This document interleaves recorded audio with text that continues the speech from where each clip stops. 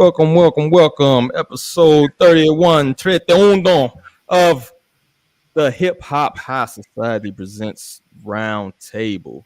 And let me start off by introducing my esteemed guest, co-host, whatever the hell you want to call him. First and foremost, we got the one and only, the homie chilling in the cut with his Grim Reaper. You Grim Reaper this week, huh, bro? Jay Cloud, what's good with you, bro? What up, man? It's good. Brother, good to see you. We got chilling. Everybody in the hood. I ain't get the do rag hoodie memo, bro. You feel me? Oh, hold on. Man, check this dude out, man. Check him out, man. This nigga really said, hold on. Let me get What's good with you, Malik, man? How things for you, man? Shit, I'm chilling, man. Living life. This motherfucker. The one and only change, and like he said, motherfucking New York Fashion Week in this bitch. Southside Gunner, blah. What's good? Hey, with you, bro? Man, what's going on, y'all? Quick Black History fact: it is impossible to lick your elbow. It is a Black History fact because I'm the nigga telling you. Just want y'all to know that. Dude, that's how we need to fucking sound. Yeah. That wasn't a corny joke. I was being for real. I ain't seen no nigga ever lick their elbow. We ain't gonna go there. Fucking That's anyway.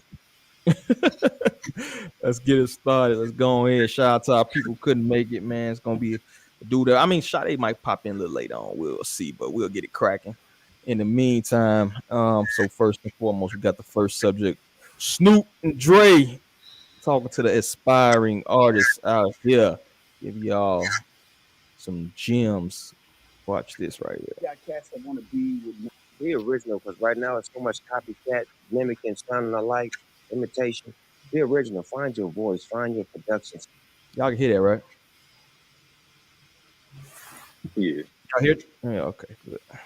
Now find your ear for who you are and be original. Even if it ain't hitting, stay you. Find your collaborator.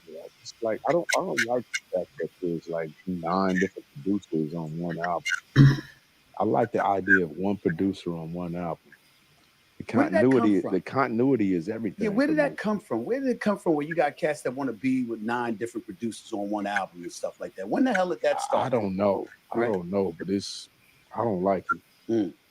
You know, if you're a producer, you should be able to produce the entire album. That's what I thought it was supposed to be. Right. That's what I was doing at the beginning. There's a lot of beat makers though, Doc. That's what the difference between your era and this era is, that there aren't too many producers as much as there are beat makers. It's so easy to make beats. They're giving you all these computer package that has the drum loop, y'all had to make the loop.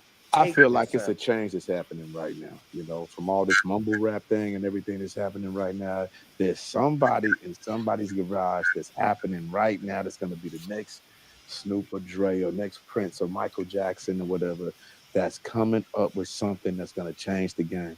It's got to happen right now, and it's wide open because everything that's happening right now in the music game is, especially hip hop, is weird as fuck. I was getting ready to go there. Why do you feel that it has to happen now? What is it about now that's happening that there's a level of urgency that makes you say change for the better? Well, it's going to get back to the musicianship. That's all it is, you know, like real players. And I'm seeing it happen. I'm watching. I'm on the internet and I'm watching Instagram and things like that.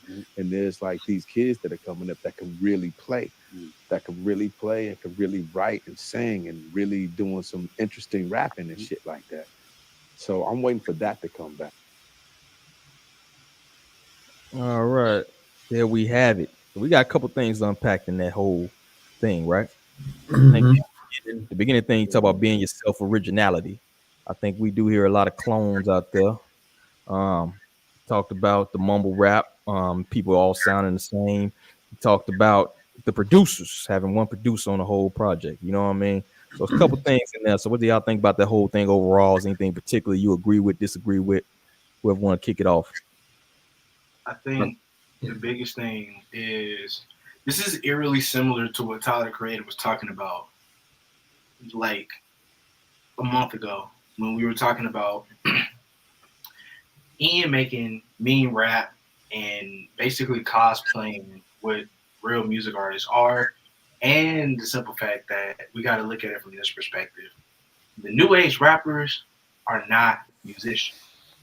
who we came up listening to, who, you know, the generation before us came up listening to, people were musicians. And that's what made the music special. So someone like a Tyler Creator, someone like a Childish Gambino, they are musicians. They play instruments.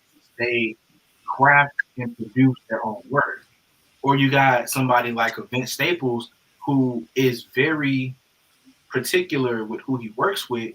And even though it was because of the budget, he gave Kenny Beats an entire album to produce from top to bottom. And it sounded amazing. He didn't have 4 or 5 different producers on one project. And that's not to say it's a bad thing, but it shows you the level of musicianship and the actual level of continuity throughout the generation of music that we have, because not everybody has the talent to produce music, and not everybody has the talent to really just rap and kind of let it be what it is. But what Dre and Snoop are talking about, they're right. I mean, we gotta get back to that shit, to be quite honest, because what we get now is fucking copy paste, and it's like the SoundCloud era on crack. That's what this is. Big facts. Big Nah, facts. he ain't lying. Basically, it's gonna come to a point where, like, it's gonna be more artists. Well, you're gonna have to become a musician in order to make a name for yourself. So, cause like whatchamacallit just said, it's been nothing but copy and paste and shit. That's why if you really look at it, ain't been no top 10 hip hop songs trend like that recently and shit. Because everybody just been copying and pasting and shit, just trying to goddamn make the same song over and over again instead of making actually working on a song and not just no McDonald's like fast food bullshit. So pretty much I agree with what they saying and stuff. And so yeah.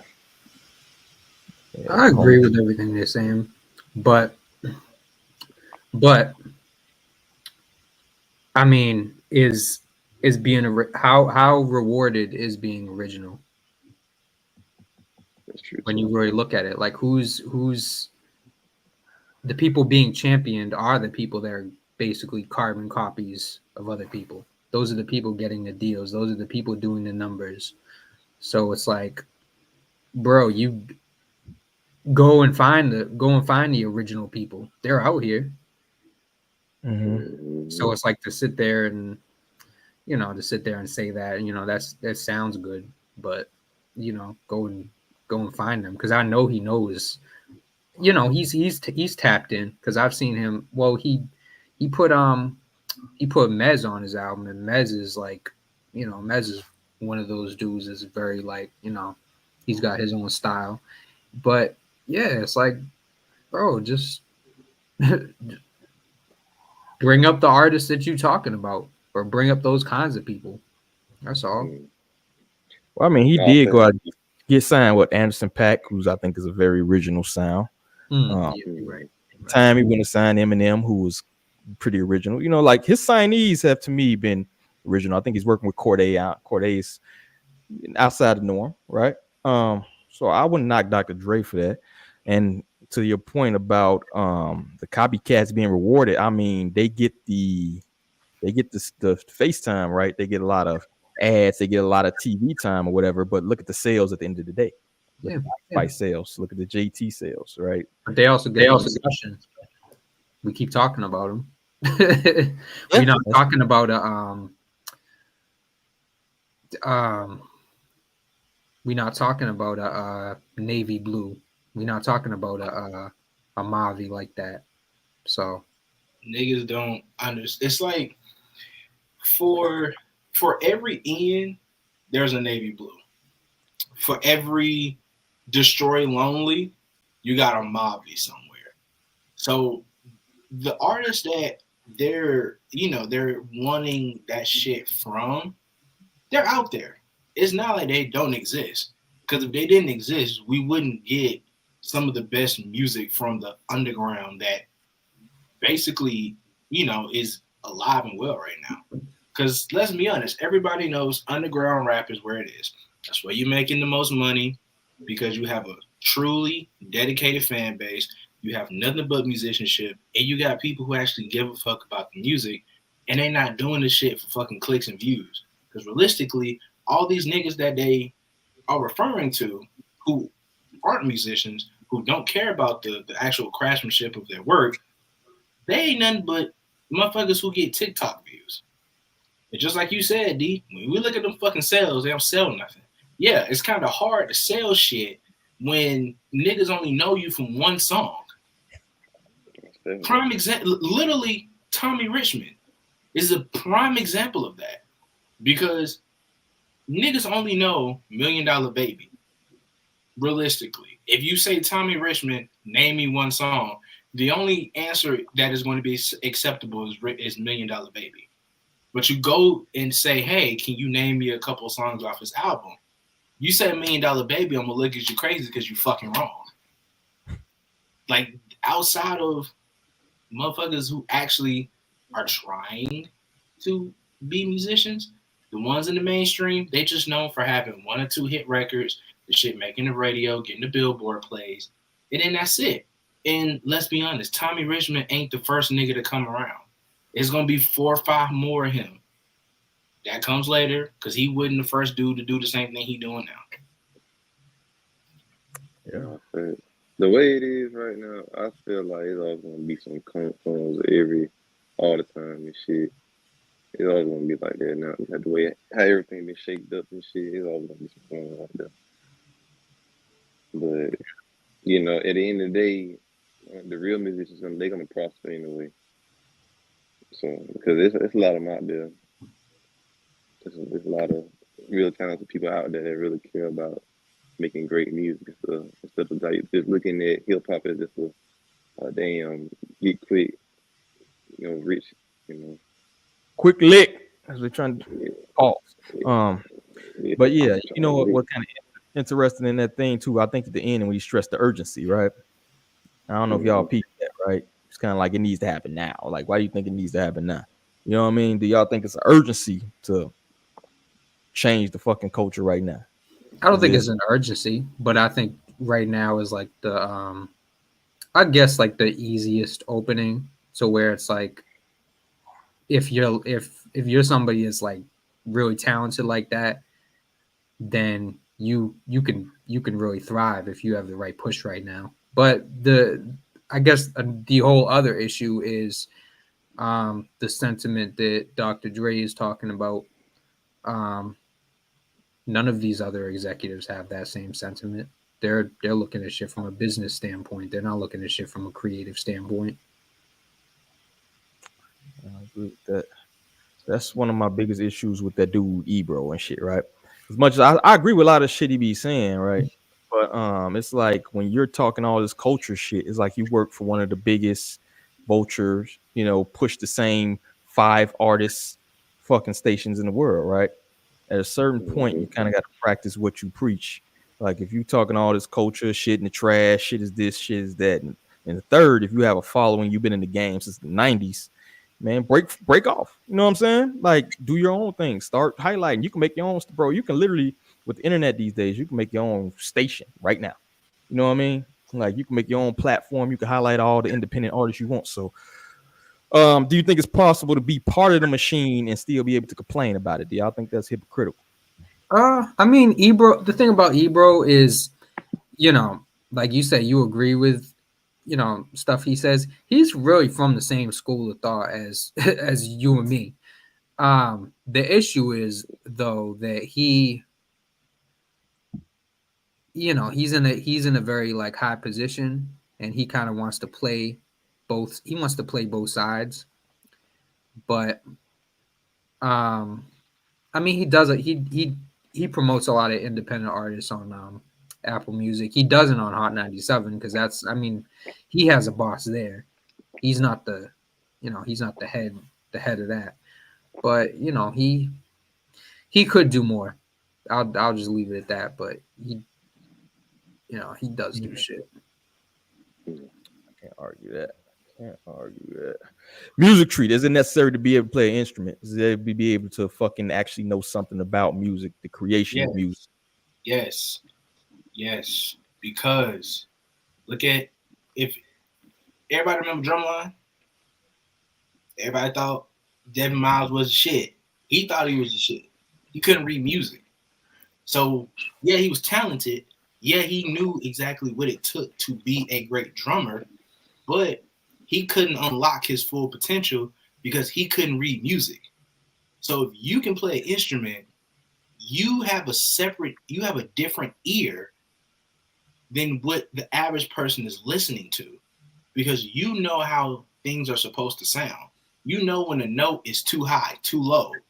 You have a different type of knowledge that gives you an advantage compared to other people. So even if you just took a music class to play the fucking recorder, it's still more than what the average nigga who on the corner just was like, you know what, fucking, I'm just gonna rap now. Like, you have a whole different ear. So it's different. This is coming from somebody who's been in the orchestra. I know what the shit sounds like. It's a whole different game. He's in the band, bro. He was in the band. No, nigga, orchestra, different. I played string instruments, nigga. I played the viola. I played the violin. So I know exactly what it's supposed to sound like. I have an appreciation for classical music that a lot of other people don't. So when I'm reviewing albums and I'm talking about production styles, I'm talking about cadences, I'm talking about cohesion, people think cohesion is just one track flowing to another. I'm not talking about that. I'm talking about the song structure and how shit sounds from your first verse to your bridge to your second verse to your outro. Don't you still got bridges? You sound old. I don't think they got bridges these days, brother. Yeah. Too many songs don't even have a hook. Matter of fact. What about the one producer? Do y'all think one producer can do an album? Y'all, I kind of disagree with that part. I think I like multiple producers on the album. I think I kind of breaks it up a little bit. I agree and I disagree too. Because the reason I agree, because you can work with one producer to develop your sound. Like, if you want to work with one producer, if you want to have a certain sound, I feel like that's a good route to go. You feel me? Like, because Dre and Snoop, for example. Goddamn, let me see. You got I'm trying to think of my recent Denzel Kenny beats. Bobby James and that was one producer, right? And LL just one producer. It depends, man. Depends on the producer. Because how many producers out right now are quite honestly talented enough to carry a whole project?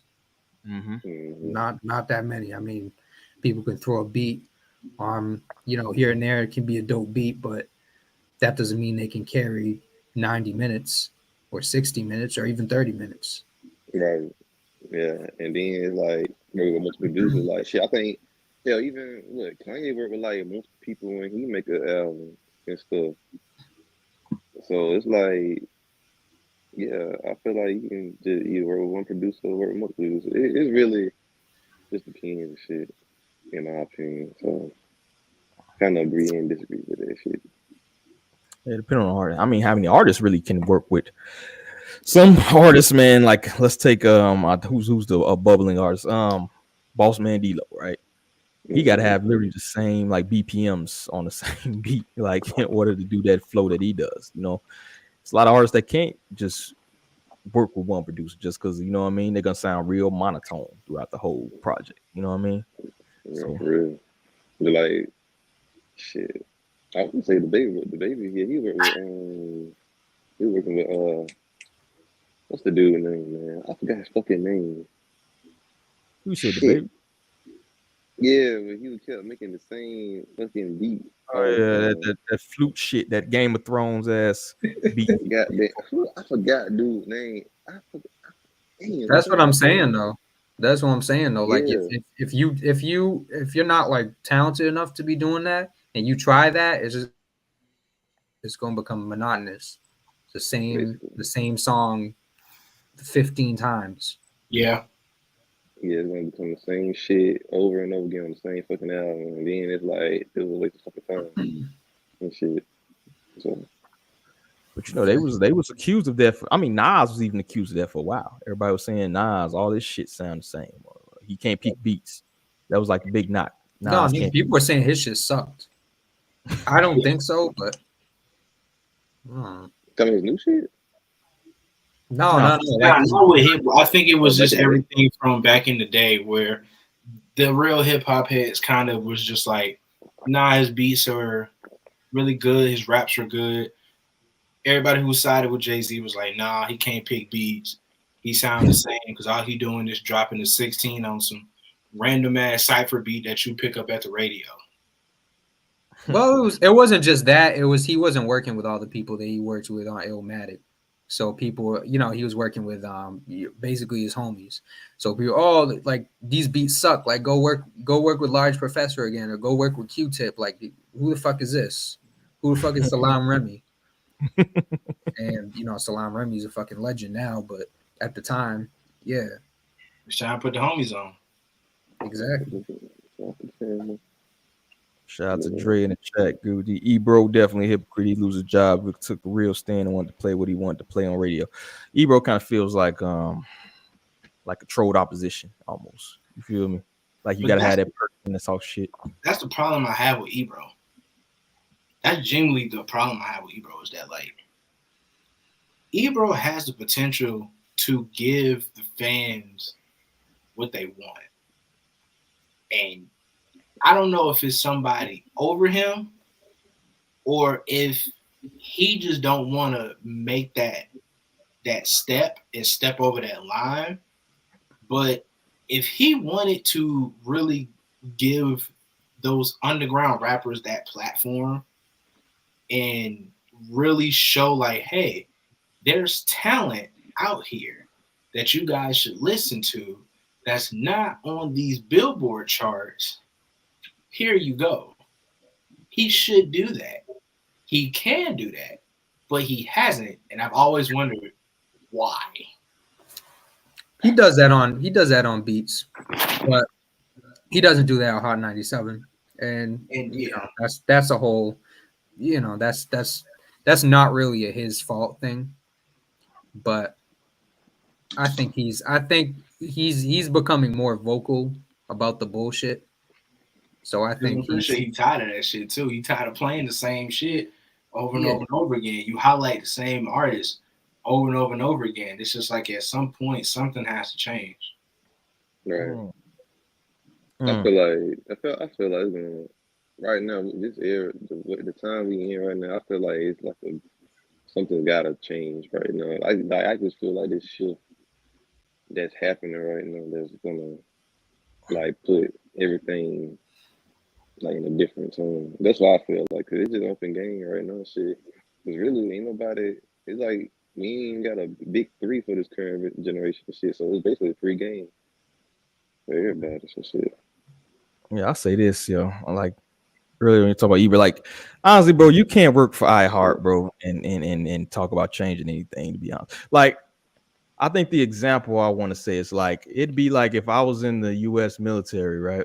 And they was bombing like countries, little fucking dropping bombs on kids or something. I'm like, that sucks. That's terrible. But you know, I work over here, and so I ain't got nothing to do with that. It's like, motherfucker, you still in the military. You feel me? You got something to do with that, right? You got the uniform on, cat. You got something to do with it. I don't give a fuck if you over there. So that's kind of how I feel about Ebro. Though. It's like you still working for the man at the end of the day, bro. You know what I mean? If the police out here whooping ass and you on the uniform on, it's like you part of that shit, motherfucker. Call out the bad shit. You can't call out your boss. They cut your checks. So that's kind of how I feel about that. Even with Snoop and Dr. Dre, I'd say it's like, well, Snoop did sign a couple of more underground people. He's trying to bring back Death Row a little bit or whatever. But it's like you did profit from the machine at the end of the day. You feel me? So I don't know. You know. Are you gonna break the machine? What are you gonna do to break the machine? Like, where the action at, boss? You feel me? Like, that's kind of how I feel sometimes about shit. You feel? But that's my rant for the day, bro. Let's see.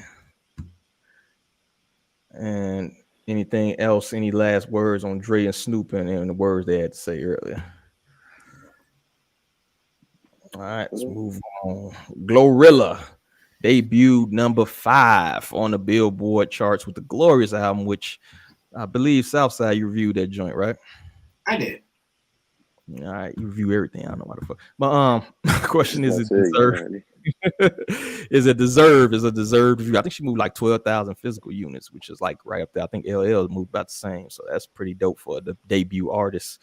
Was the album deserving? And also, we also know she was on tour with Meg recently, and she kind of outsold her as well. Is that kind of like, we know who was pushed a little bit more? Did Glorilla kind of break the matrix? So what do y'all think about that whole thing? Shit, she was the better artist, the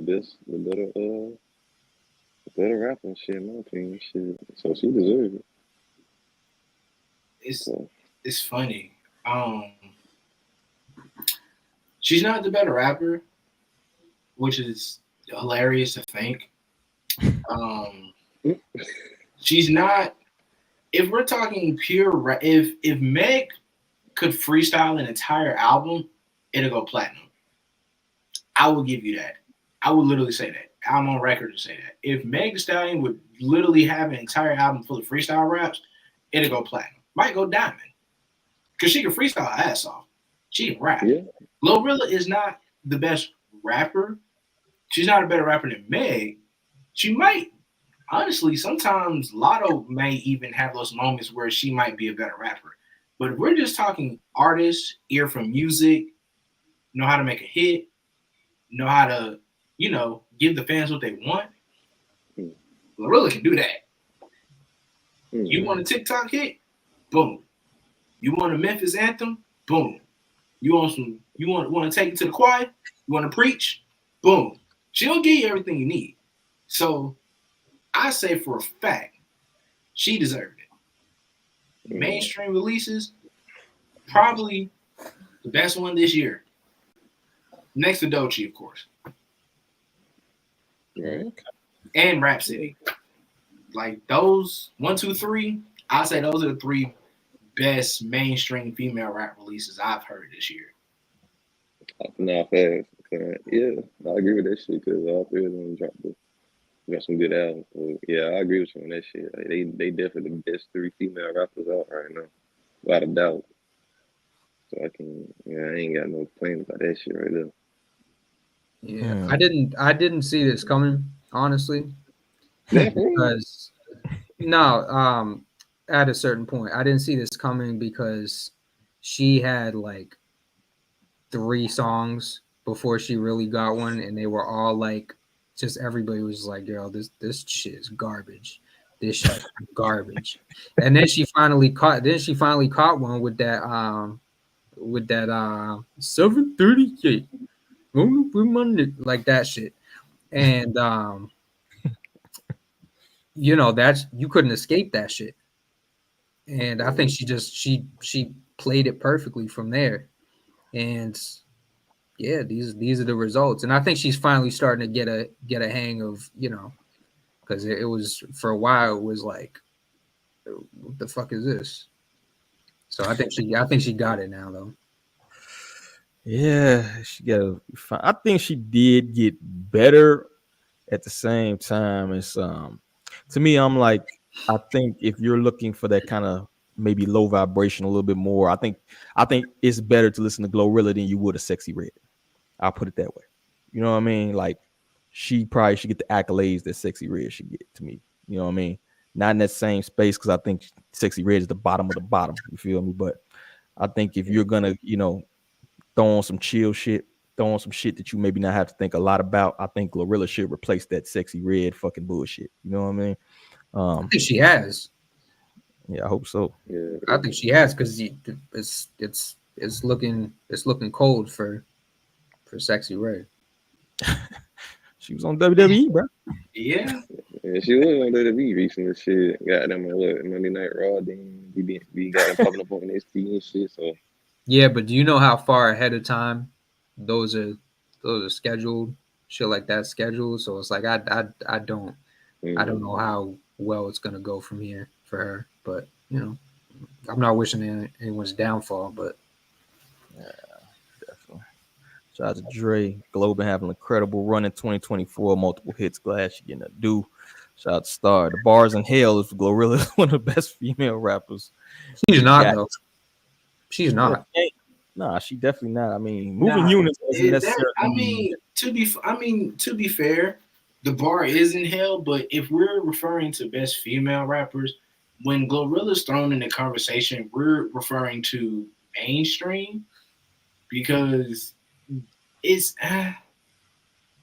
hard to say Glorilla is a top female rapper because realistically she can't, like, she don't really rap to where it's like, oh yeah, she gonna spit some real shit. Like, it ain't not a single bar that I can be like, oh yeah, this some shit right here. Like, nah, all her shit is just catchy, is vibes.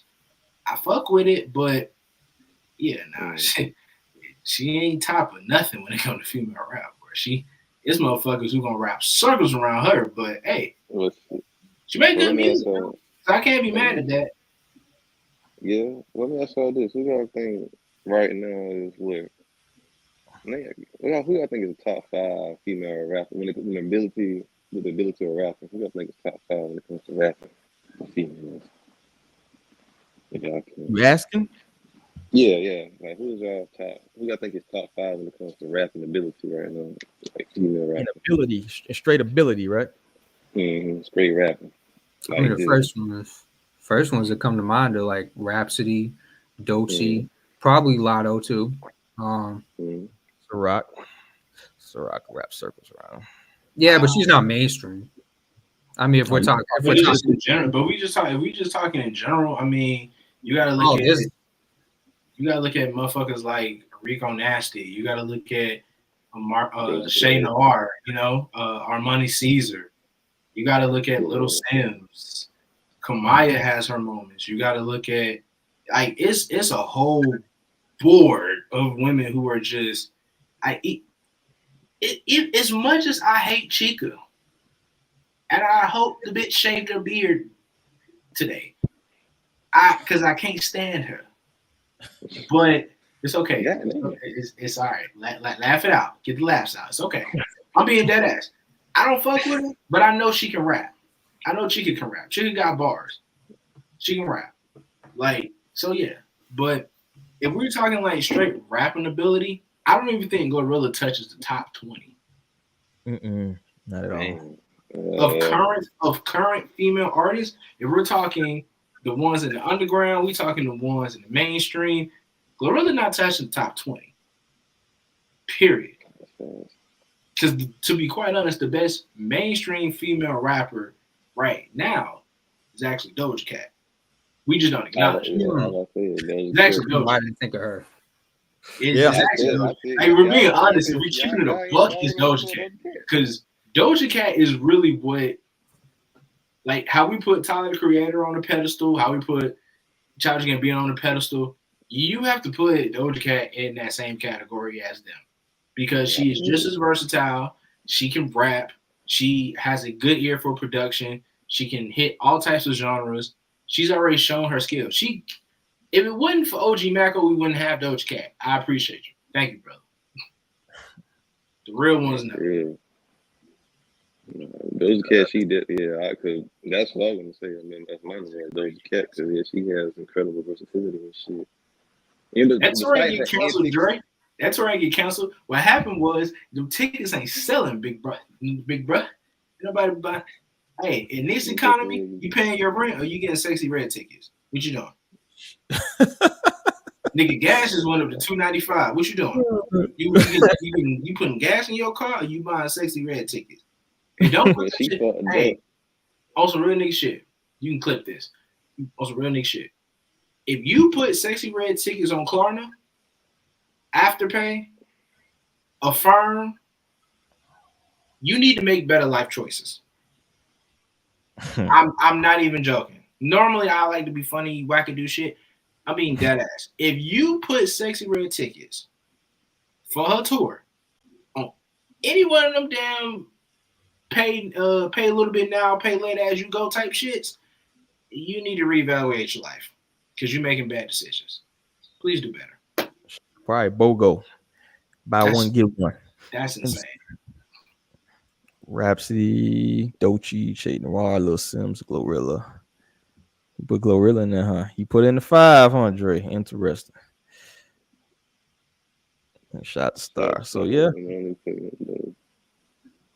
But yeah, I don't know, man. I think. What about Lotto, man? How y'all feel about Lotto, bro? The white girl from Lovejoy. She's she had her biracial. moments. She had her moments. Like when she was on the Procedure song, I can't really see. I was like, oh yeah, I fuck with this. I fuck with this shit. This shit tough. But then sometimes she be rapping, and I'm like, sweetie, how many times you gonna tell us you Big Mama? We heard you. We heard you the first time, the second, the fourth, the 28th. We heard you. Is there anything else you want to say? You know what I mean? I really couldn't try to. I tried to get into her music, but it's like I just couldn't really get into a lot of music like that. But yeah, like this nigga Southside said, she do have a moment sometimes. I was like, okay then, but then it's like, shit, man. I'm good off that. She has the talent. I just don't. Me personally, I just don't give a shit about the content, obviously. So, but you know, if she did something that was more, I guess, outside of her demographic, then I think it would be interesting. Like if she did, you know, matured a little bit though. Yeah, that's not happening. It'll happen at some point. She not authentic, and that's the problem. And that's a lot of people wonder, like, why do I have an issue with Lotto? It's because she's not authentic. Oh, well, she's from the South Side. No, she's not. My name is not Southside Gun for a fucking reason. Like, my name is Southside Gun because I'm actually from the South Side of Atlanta, folks. This is not just an ode to West Side Gun. I'm actually from the South. The South of the South Side. Lotto is not from the South Side. Lotto is from Lovejoy. It's the southern part of Clayton County, so to speak. But that shit ain't no damn South Side. That bitch from Henry County. Fuck out of here with that shit. She gonna hop on that thing. Yeah, get you low. It must be two sides. She said, "Yo, fuck you." Goddamn. She just come off as just trying to push this Atlanta aesthetic, and it's really fucking aggravating. Like, you ain't from no goddamn Atlanta, man. And I'm from South Carolina. Y'all be telling my voice. You stop trying to push. I know a lot of people do that. I'm not going because fucking Migos repping Atlanta. Fucking Jeezy ain't from Atlanta. Gucci ain't from Atlanta. Bro, none of them cats really from Atlanta. They from other places. Fucking Macon and Gucci from South Carolina, ain't he? I think Gucci from Alabama. Yeah, he from somewhere. He ain't from Atlanta. Shit, that's the thing from Columbia. Shit. She just got some maturing to do before she can make something that's gonna reach outside of her demographic. You know, but for now it's like, you know, the same people that fuck with Sexy Red and Glorilla, they gonna fuck with her, but she's not gonna reach outside of that. Yeah. And that's not even necessarily a dudes. That's just like she has a very specific demographic. Certain demographic she got then she make music for, so it's like shit. It's like I don't expect her to goddamn grow out of that anytime soon. So shit. Yeah. I think she went a different lane with it, like because the girl can rap, you feel me? But I think she went for the hot girl fucking aesthetic instead of just rapping her ass off. Like she could have probably did the Foxy Brown thing just as good as Foxy Brown, but you didn't really, you know what I mean? Like you took it to the bad bitch thing, you know what I mean? Instead of just rapping. You want to know something funny though? You want to know something funny? Her trajectory is almost the entire opposite of Dream Doll. Because Dream Doll came out on the shit that she's on, and now she's like rapping over just like straight New York shit, and she's the shit. Her new shit is hard. And I never would have seen that coming because I heard that shit when she first came out. That's why I laughed. I'm like, damn, that's crazy. I ain't think of that. Yeah, like when she first came out, I'm like, this is the worst shit I've ever heard in my life. And I just heard her new shit. I want to say like a month ago. That's like a completely different person. So I think her trajectory is like the entire opposite, but I think she's at some point she's gonna circle back around. And she's going, you know, it's not she don't even gotta be like on some like straight rapping shit, but just be authentic. Right. Be yourself. Well, I think go back to that first topic we had with Dre and Snoop, like it's coming full circle. The music tree is coming back. And I think if you're a forward-thinking person, if you kind of see where things are headed, you probably gonna start back rapping. If you've seen these sales from, you know, the JTs and the Ice Spices of the world, you kind of know what the fuck's going on. Meanwhile, Doechii getting props. So if you kind of see the trajectory where things are going, hip hop ain't selling like that. Honestly, I think a lot of these people finna get the fuck out once the money dry up any fucking way. So I think it's gonna circle back. As I said earlier, I feel like a bunch of the bullshit that's being posterized as hip hop, all that shit about to get swept out the goddamn door. Get that shit fuck up out of here. It's time for a new era. Goddamn. New era. Some more bullshit. Yeah, but shit. That's all I got. Anything else on that? Let's move on. I think we did that subject out. So Drake. I feel like we gotta talk about Drake every fucking episode, bro. Man, next episode ain't gonna be no Drake next episode. Hopefully, thank God. Stick this Canadian ass nigga, man. Shit. But we got him just released a feature.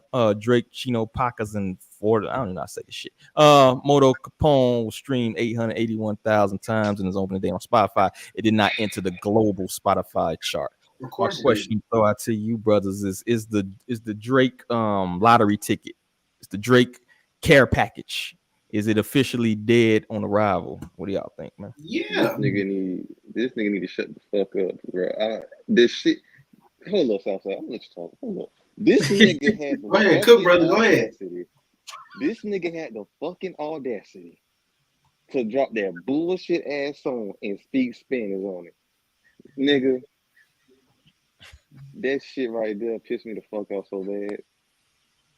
I really wanted to reach to the phone and beat the shit out of him my fucking self for that bullshit he pulled. You already dropping bullshit. All crashing out. He had the audacity to speak fucking Spanish. You bitch ass nigga. This nigga really tried to Stephen A. Smith. No, this nigga tried to goddamn go into another genre.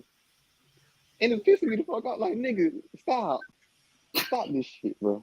Stop it. Go away. You're not with me no more. Just go away for a minute because you pissed me the fuck off. You had the audacity to speak in Spanish, bro. I like, bro. But you know what? In his defense, and I don't defend Drake regularly. He did this before with Bad Bunny, where he did a Spanish track. He pissed me off then. Yeah, but have any of y'all been to New York? Yeah. The snippet I heard of this shit, that's the shit that's the shit that plays while you're waiting for your chopped cheese. Yeah, that's the shit that's playing in the bodega while you're waiting for your chopped cheese. I heard this shit. I'm like, okay. I'll say this. I'll speak with less veracity than my partner, than my companion here. So I'm not shocked that the Drake care package, that sounds weird to say. That didn't work. Yeah, that's weird. That's a weird term. But yeah, that shit wasn't gonna work. And I'll say this.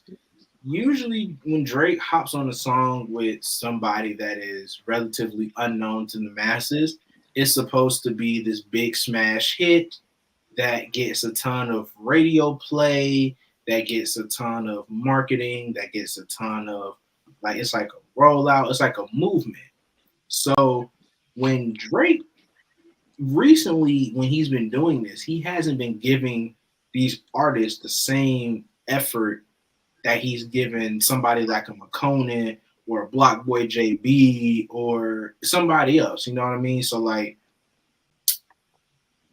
I think this is just more of Drake trying to find himself a hit record because that beef really has changed the way that we look at his music.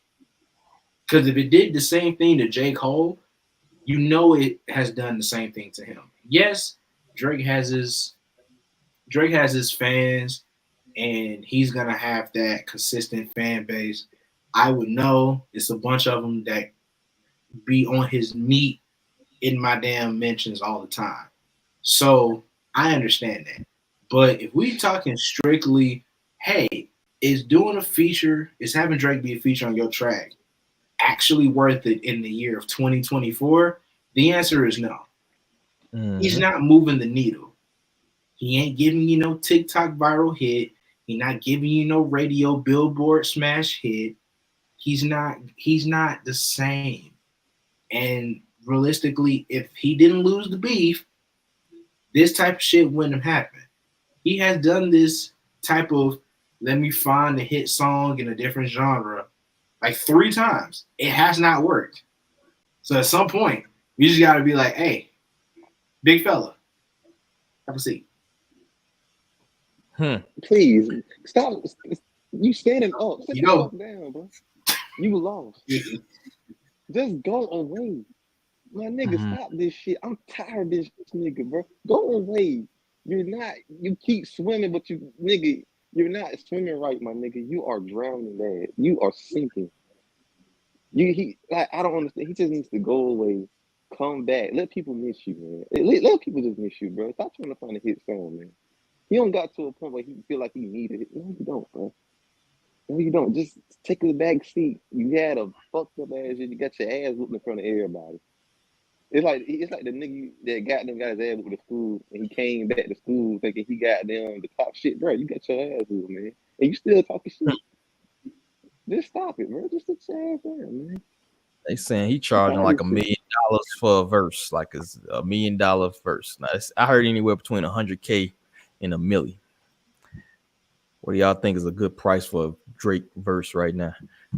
I don't think he's charging over $500,000. That's insane. You paying Yeah, that much for a That's Drake bullshit. verse? That's How much you think it's going for? I'm not sure. I mean, I've there's people I could throw out to you. There's names I could throw out to you that you raise your eyebrows. They charge like $8K. So it's people don't charge as much as they try to portray. Yeah. Is the Drake effect over? Let's dive into this video, y'all. Cause here it is. The Drake effect right now It's kind is of low. we Y'all are hear that? still in the repercussions of his Mhm. battle with Yeah, I agree. Kendrick. He asserts that Drake doesn't know who he is as an artist and as a person, where he's going to different cultures and races and ethnicities and pulling these different influences almost to create kind of this patchwork identity of his own. Who are you? So now you're doing a song with a Mexican artist, and now you're putting on this, like, I don't know what this new persona is. It just doesn't feel authentic. It doesn't feel genuine. It just feels like you're trying to go to a hot scene, which is the Mexican music scene, and try to extract the heat that's going on there. Once you do that, you're not going to invest in this scene. You're going to leave. And that becomes a hard thing to debate, right? As the artist, whether it's Drake or any established artist, if you are going to work outside of your genre or with an up and coming artist, what is your responsibility? Are you expected to invest in that scene, know and understand the community, the culture, the nuances of that genre? Or is your presence just to be the big American superstar, sort of sprinkle your magic on it and then leave and it's on to the next one? Yeah, like he got to do community work in the neighborhood or something. So I heard she is that more the chameleon thing that he's just basically Kendrick said. You think that's more of that chameleon shit? Does that hurt his case? Yes, Yeah. Yep, it does. Drake has no Yep, culture. because this nigga Because let's keep it a buck. What is Toronto culture? Because I Jamaican saw a repertoire. video and it sounded like broken Jamaican with a bunch of Crodies thrown in there. Yeah, Crody. Yeah, Crody. And I'm like, if this is Toronto culture, I see why this nigga seeks out the love and admiration of Memphis, Atlanta, Houston, LA. Like, I see why. Because I don't know what the fuck that shit is up there in Toronto. I don't know what they do up there in Canada. But I've never heard someone from Canada just straight up rep their city, their province. I've never heard it. Like, literally, the only Canadians that I know who are actually proud to be Canadians are fucking pro wrestlers. That's it. Bret Hart. Literally, that's it. I mean, Edge, Christian, shit. But he just, but yeah, they fucking action terrible. That shit sound like Jamaican leprechauns and shit. That shit's atrocious. I understand. Yeah, this nigga is going through a whole identity crisis, and it's sad to see this nigga like a comedian trying to find the color to the background. I mean, it's possible. It's possible to like to work in other genres or even other cultures and still, like Snoop Dogg does it all the time. He brings what he has to the table. He doesn't like try to emulate. Whoever he's doing the song with. Yeah. Because they're calling for a Snoop Dogg verse. They're not calling for him to speak Spanish or, do any of that. Exactly. Why he couldn't just rap in his regular voice? You know what I'm saying? Like, why are you? We know you don't know Spanish, dog. You know what I mean? Like, we know somebody had to write that shit for you. Just say words. You feel me? Like, why not just rap your regular verse? I just seen 50 on the Eladio Carrion, what is his name? Eladio track or whatever the fuck it is. Dude was rapping in Spanish, and fucking 50 was rapping in English. You feel me? Like he wasn't trying. He wasn't trying to bust out his Spanglish in that motherfucker. He ain't say one Spanish word in this fucking verse, but he did. Certain people who can pull that off. Like, there have been certain times where you can get an artist that speaks a foreign language, like a Kali Uchis, and then you get a rapper on there who could throw a couple words in there, and then like her and Rico Nasty have a song together. They throw a couple words in there. It's a little bit of Spanish, but then you resort to helping your listeners understand you. Drake fans are going to eat this up and be like, oh, well, this is, him just embracing, Hispanic culture, XYZ, blah, blah, blah. And it's like, he don't speak Spanish. When have you ever heard Aubrey speak Spanish? Ever. Like, it's just another attempt to, it's almost like he's literally doing everything he can to stay relevant because he feels like the second he fades away into the background that nobody else is going to appreciate his music anymore. Which in fact would do the opposite. If he left, people might appreciate his music just a little bit more. Facts. Because he's dropped an album every year since 2011. I think it might be going back further than that. It might be 2010. But he's dropped an album every year. I think it's 2010 or 2011, with the exception of 2 years. 2012 and 2014. That's it. Every other year, he's dropped an album. Every year. So it's like every year we've gotten Drake in some capacity where he has to be the nigga just, like, he saw what Lil Wayne did, and he was like, okay, I'm going to do that and more. And he keep doing it, and he don't realize that, like, bro, if you keep giving people music, at some point we gonna get tired of it. Yeah. Like at some point, people are gonna get tired. It's the same thing with food. Like, bro, you can go to a goddamn all you can eat buffet, but at some point, you'll get tired of eating the same food in that one sitting. You're gonna want to go home at some point. You're gonna get sick. So take a break, come back, and then be a gluttonous fat ass the next day. It's all good. No judgment. You can stop, come back. That's all he gotta fucking do. That's my problem with it. Bro, you got enough music for your fans and for everybody. Just leave, man. Cause nigga, right now you overstaying your fucking welcome. Just leave, man. You just gotta leave and just figure out his sound. Just figure out what's the next. Let's take a break, man. Because this shit's embarrassing. Cause that shit really pissed me off with the Spanish shit. That shit was terrible. My Spanish. Yeah, we heard you. We heard you before. His Spanish is bad, bro. That shit, fuck this nigga. He trying to throw this nigga in my damn name. But you know what it is too, man. It's like Drake is one of those people I feel that makes music to appease his fan base, rather than the Tylers, the creators of the world, the Doja Cats, where they make music that they fucking like. You know what I'm saying? Like, if you fuck with it, you fuck with it. I think Cardi B suffers from that same thing where, like, that's why she ain't dropped in forever, because you're trying to make shit to appease people rather than try to make shit that you feel artistically. You know what I mean? Like some shit that you want to make. And when you get into that cycle, I think that's a vicious ass cycle. You feel me? I think that's a vicious cycle because you're always gonna be chasing those fucking accolades that may never come back. You know what I mean? Because whatever you make, half the people gonna like it, half the people gonna fucking hate it. Unless you the Michael Jacksons of the world. You know what I'm saying? Unless you in that stats. Outside of that, half the people gonna hate it, half the people gonna like it. Yo. So fucking yourself over. We got anything else? Are we done with Aubrey? I think we gave Aubrey too much time, to be honest with you. Exactly. I can't wait until the day where it never comes up again. It may be soon. Yeah. Last episode, we had the Hip Hop Awards, and we didn't even know it. You didn't even know it.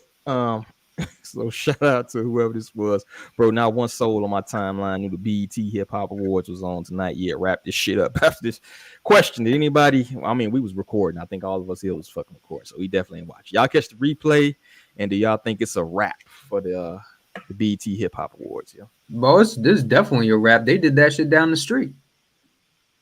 I heard it was at the club. Not here, but I'm playing. But yeah, they did that shit in the club. It's over. He's not lying, folks. I want y'all to be aware that he's not lying. Like they really had the award show in the club. That's crazy, bro. Like it was legitimately in the club. So I think the biggest problem is that with the BET Hip Hop Awards is that they've gotten so far away from what made it special, because we went from seeing all the biggest names in hip hop in one building to they showcase the ciphers, and then they give respect to the older generation while hyping up the newer guys. And now they just trying to get anybody to fucking perform. When you gotta call on Roscoe Dash, and this is no disrespect to Roscoe Dash, but when you gotta call up Roscoe Dash and Soulja Boy to perform at your award show in 2024, and like I said, this is no disrespect to either artist, because again, they are both their own legends in their own right. But when you gotta call on them instead of being able to call on all these new artists that we have nowadays, that's a problem. When you got rappers who you can't even hold ciphers. They used to have like 6 every award show. And it wasn't even the same niggas. Like it would be rare if one person had 2 BET ciphers. Niggas don't even have one. And it's like, you don't even have to spit for a full, you only got to give me a full 16. Just literally give me 2 8. Give me an 8 bar. And I'm good. Like, we don't have that anymore. So it's just like, I don't know what happened, but BET is so not in tune with the culture that it's bad. They cut the budget. They cut the budget, and that was the biggest. That's the biggest issue because now they can't pay. Now they can't pay the bigger artists. That and they have to cut production costs. So, like the Cipher suffered because of that too. They had J1 and T.I.'s kid, Damani, doing in a car, and they're both very dope. Yeah. But and it's a shame that it was their opportunity for that was fucking wasted. Nissan. They got him in a Nissan. They could at least put him in some fly shit, bro. Yeah, they tried to disguise it as like, oh, it's sponsored by Nissan. Like, yeah, it's an ad because they need the ad dollars. Yeah. But this is the same thing that they have been doing for the last few award shows, which is they showcase an artist that we may not be familiar with, and they give them like 30 seconds, and then the show pans out and goes to fucking commercial. So the only people who are really hearing this new artist are in the fucking crowd. It shouldn't be for the crowd. It should be for the niggas who are watching the show on television. Yeah. They had Shay there. Did she even do a freestyle? I don't know. Oh, and another problem too, and this is something that they've really fumbled with. You can't find actual videos of the BET ciphers that come from their YouTube page. If you really cared about hip hop, you would make that accessible for people to go back and revisit. Yes, you would have to pay royalties and all this other stuff with the percentages from the video, but what's paying artists a little bit of percentage for their work that they did on an award show for you to get more views, for people to care more about your network? Y'all are too busy showing the next season of fucking Sisters rather than actually building the channel around the basis of what it was built upon, which was showing love to the black culture when it came to hip hop. Y'all don't do that. Facts. You see here, and it stopped us. The best part was the ciphers. Everybody watched the ciphers, and y'all basically stopped that. As this tweet imply, Hip Hop Award don't even do ciphers anymore, but because nobody knows how to freestyle, you blame the pack. But you got people that freestyle. You just might not. That's bro. They had 85 South did a freestyle. Come on now, like come on, like you had Carlos, Chico do a freestyle, like API Crockett was doing it, like. They had the Real Husbands of Hollywood. You had Kevin Hart doing a freestyle, and it wasn't even like it was bad. Like it was like, yes, it was in just with the show because they were promoting their show, but it was still entertaining. And at the end of the day, that's what you're supposed to do is entertain. Yeah, I don't buy that they cut the ciphers because there's not people rapping.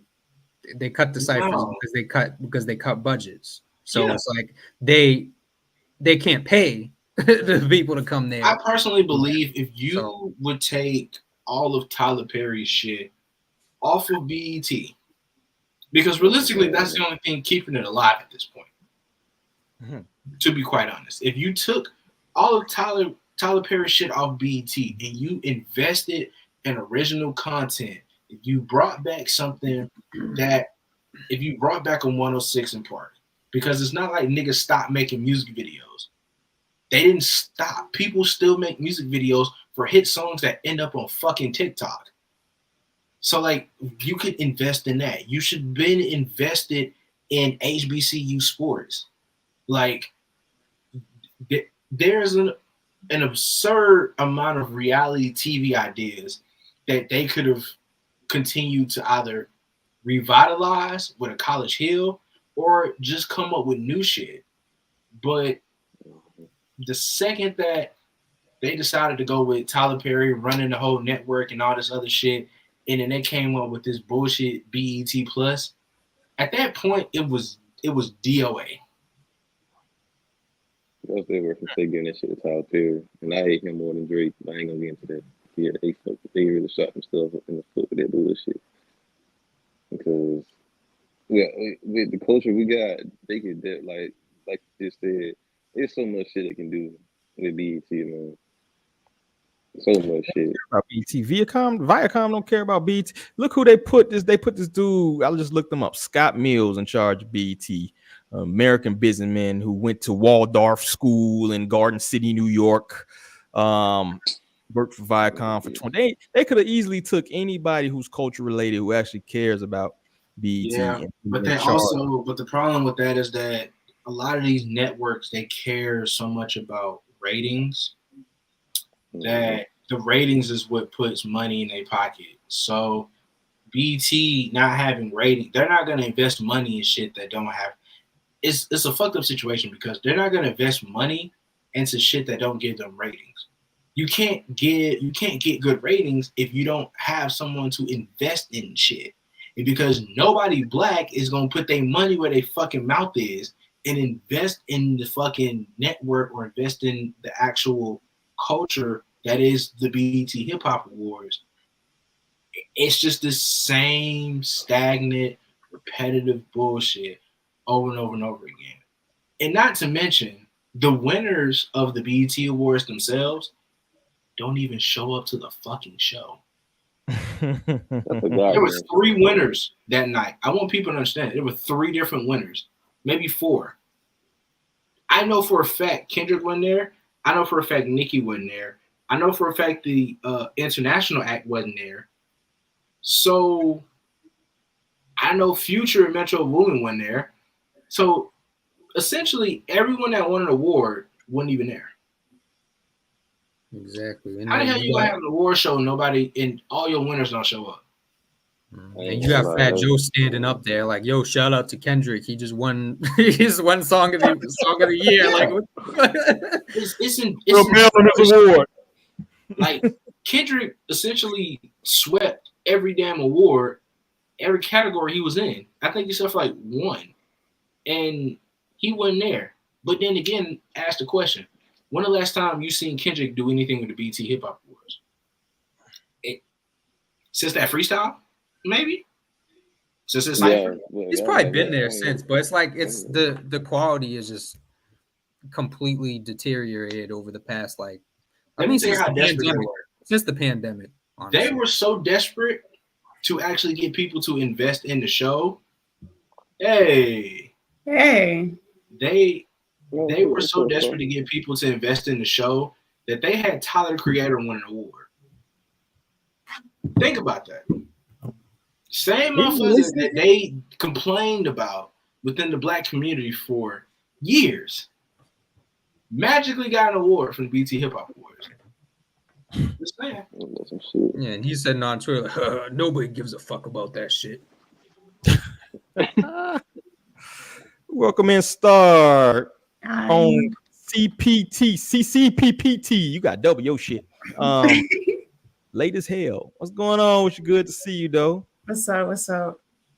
Shit, busy as hell. I feel you. Now we gotta be on our best behavior. I know. Yeah. It was in our toxic masculinity phase, and you fucking it up, right? But what do you think about the BET Awards? Did you hear the subject topic at hand? Yeah, it's definitely declined in quality, so I can see why people don't want to watch it anymore. I mean, it just seems very not politically correct, but it's just bullshit. A lot of people that win categories is just like, you didn't deserve to win that, or they pick the most popular person, or yeah. And then plus, black people don't even own BET, so it's just like, what are we doing here? I think the most egregious shit is they just don't got the money anymore. They're not getting the money coming in, and they're not generating. Nobody's investing on top of them not generating revenue. So it's like, I don't see that shit happening I don't see that shit lasting for another 2 years max. So why do you think it's not getting money anymore? Because people are not watching? Because it's not. People aren't investing in it. Yeah. And so it's the production quality is constantly dipping. So it's like now we're at the point where they're doing it in a club, and who wants winners to aren't watch that? showing up. Like they don't. The people who run the show have not given fans a reason to actually care. Yeah. And you got to think around the time that the BET Hip Hop Awards were even on. The BET Hip Hop Awards came on around the time of mid-playoff baseball season. It's hella football going on. Like it was just not a good time to have that award show. And at this point, we've just learned that like they don't give the same care to their own original content that they do with the other shows on their network. And Was you there know they even got an audience? Nah, they did like in the club. I think it was. I mean, they may have some people they had like influencer people sprinkled in, but those were like people with followings and shit. Yeah, when's the last time they even had an audience? Because they used to, but it's like I would say probably right before COVID, they had like a true audience. I would say before the pandemic for sure, but I think now it's just difficult for them to really draw a crowd. And plus, they also are worried about, people coming in and spoiling the show because everybody be on their phones and shit. So, well, they check that before you get in there. They take your phone. Yeah, but niggas still gonna find a way to get the shit out because they tape. It's not live.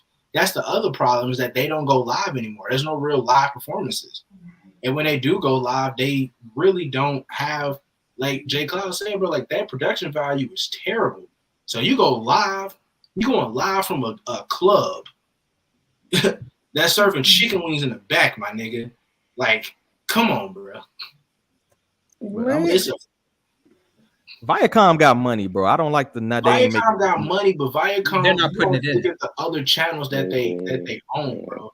I'm gonna throw this out there. They're probably trying to kill that shit off. They probably don't want fucking BET, bro. But no, it's BET, bro. It's viable because of the library, because of what they get from streaming. So with niggas who watch Martin, you can throw that on anything. Like you can the Chappelle Show on Netflix.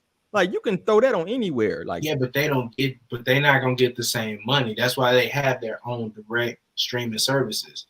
So they got Peacock. Like don't who owns Viacom? NBC. They throw that shit right there on Peacock. Bro. No. But the thing is, if they're cutting the checks to bring all the biggest artists there, which they could, then they would, they would make that money. They would, they would bring in the views and all that stuff. So it's like, I didn't know artists were getting paid to perform at the shows. I thought they were just doing it for exposure. I thought they were doing it for no. They're not. They don't do that for the Super Bowl, but with stuff like this, yeah, they pay these people. Interesting. And what's crazy is I've never even seen any clips on the timeline from the. I ain't see shit. I ain't know this shit. I knew it was around this time, but I ain't give a fuck. I'm like, shit, ain't shit worthy of watching. So shit. Yeah, I mean, who's performing? Yeah. Juicy J did slob on my knob. The most inappropriate. Are you serious? I'm dead ass, bro. This year? This year's slob on my knob, like corn on the cob. Corn on the cob. They came to me and do your job. They in the bed, give me head. Other shit he should not said. At least he did in the right setting because it's like the club session. Yeah, you pick the right place. That shit wild. I'm just about to play it. Yeah, I'm glad you're here. I ain't got to worry about that shit. I got you. Shout out Radoslav, man, from Poland. I think was the honest opinion about Kendrick. As far as what, be more specific as a rapper. Top 3, probably, right? He's one of the greatest to ever do it. That's all I got. I'm very biased. I ain't say of all time. I just top 3 now. I ain't gonna go. Keep my opinion myself. Oh shit! I'm gonna say it. I can say he's up there all time. I can say he's up there. I don't top 10. I would. I would say top 10. I put him top 10. I I would. say top 3. It would be difficult to put him in the top 5 conversation. But is he top 10? Easily for me. I think he has shown that he can rap and adapt, which a lot of other artists can't do. He can do change. And I think his biggest quality within him being a great storyteller has really helped him, be miles above other artists. Like he can tell a story like nobody's business. I think he did voodoo on Drake's career. He did. He was his ass on everybody. Nothing was the same. Really was. Every episode, he ain't even got Sade hit a back defend him up. Yeah, all done up, bro. All right, well, I think that's it. So let's move on to our reviews. If people don't know, we do music reviews. One of the things we pride ourselves here, and we happen to have a review which 2 people here did. So we're gonna bring up one of the first reviews, man. Big X dropped recently. I wanted to give my 2 cents, but I didn't want to be the third motherfucking. All right, let's see. Album review. We got the first one here from the one and only Southside Gunna. 8.7 out of 10. That's pretty high, bro. Break down your rating. Why 8.7? Because that shit was great. that shit was fun to listen to. That motherfucker took the Law and Order intro and flipped that shit, bro. That shit was crazy. The shit that he can do with the samples that he uses are so. It's like I've literally heard this shit before, but he takes classic songs and he makes them his own thing, and he adds a different level of instrumentation with this. I applaud his producers because they be flipping the fuck out them fucking samples. They be flipping the fuck out them shits. And it really does just, that's one of them albums like, bro, you throw it on, you can play that bitch front to back and enjoy it. In the whip, it's going to bump. You play the club, it's going to bump. You working out, it's bumping. Like, it's enjoyable. So, something that I enjoy, something that's fun, that's hard for me to like. You fade out. I think so. You got that. You got that Sade in it. Y'all got me? Yeah. All right, you're back. Got you. I should be straight. I pay that Xfinity bill, brother. You there? Can you hear me? Yeah, we get you now. Yeah. Oh, okay. I was gonna say, what the fuck going on? Straight, nigga. I paid my shit this morning.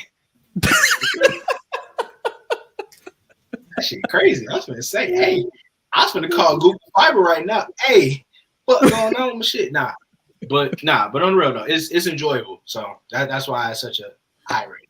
I enjoy the shit.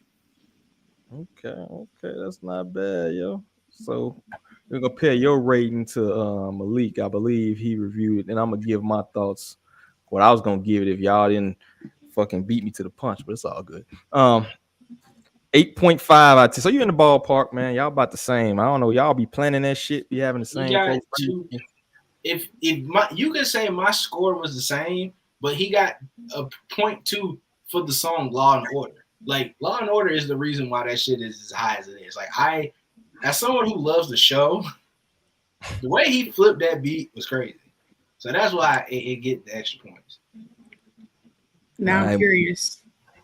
I gotta go listen. Man, all right, Malik. 8.5. Why the 8.5, brother?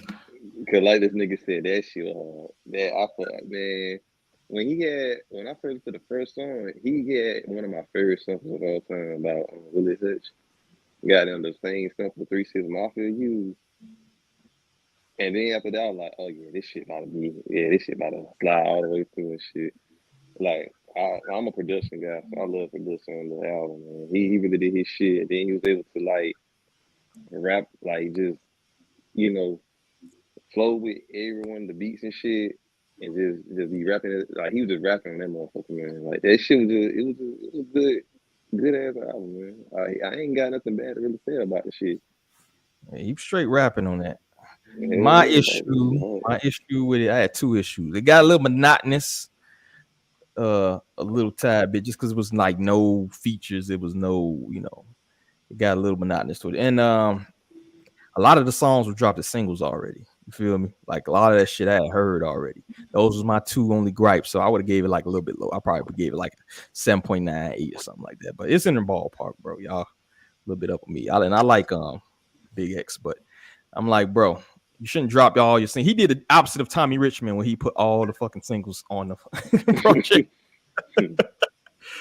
So, but yeah, that's it. So that's not bad, man. So everybody, if you don't know, check out our reviews here on the Hip Hop Hot Society page. You hit the highlights tab and everything is right there. Make sure y'all check us out. We had just a couple drop today. Cardo got rings, dropped a joint. You know what I mean? We got the Yeet joint, 2 of those. So we might have to do that next week because both of y'all dropped one for Yeet too as well. So I have a debate in this bit. All right. And also, while you're here, make sure y'all check out. We had an interview drop too as well, Southside, with the Abby Jasmine joint. You feel me? I'll pull up, check out the preview here.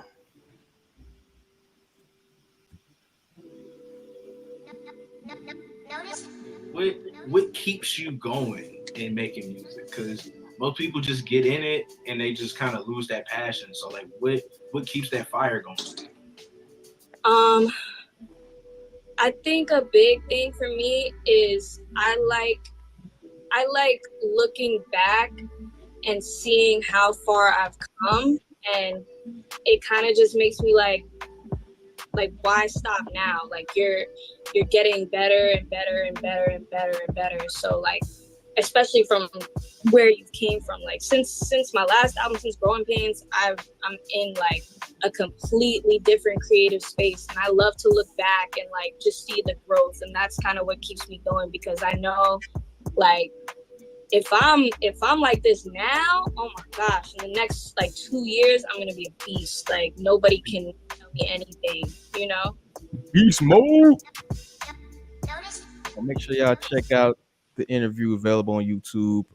Great interview, Southside, man.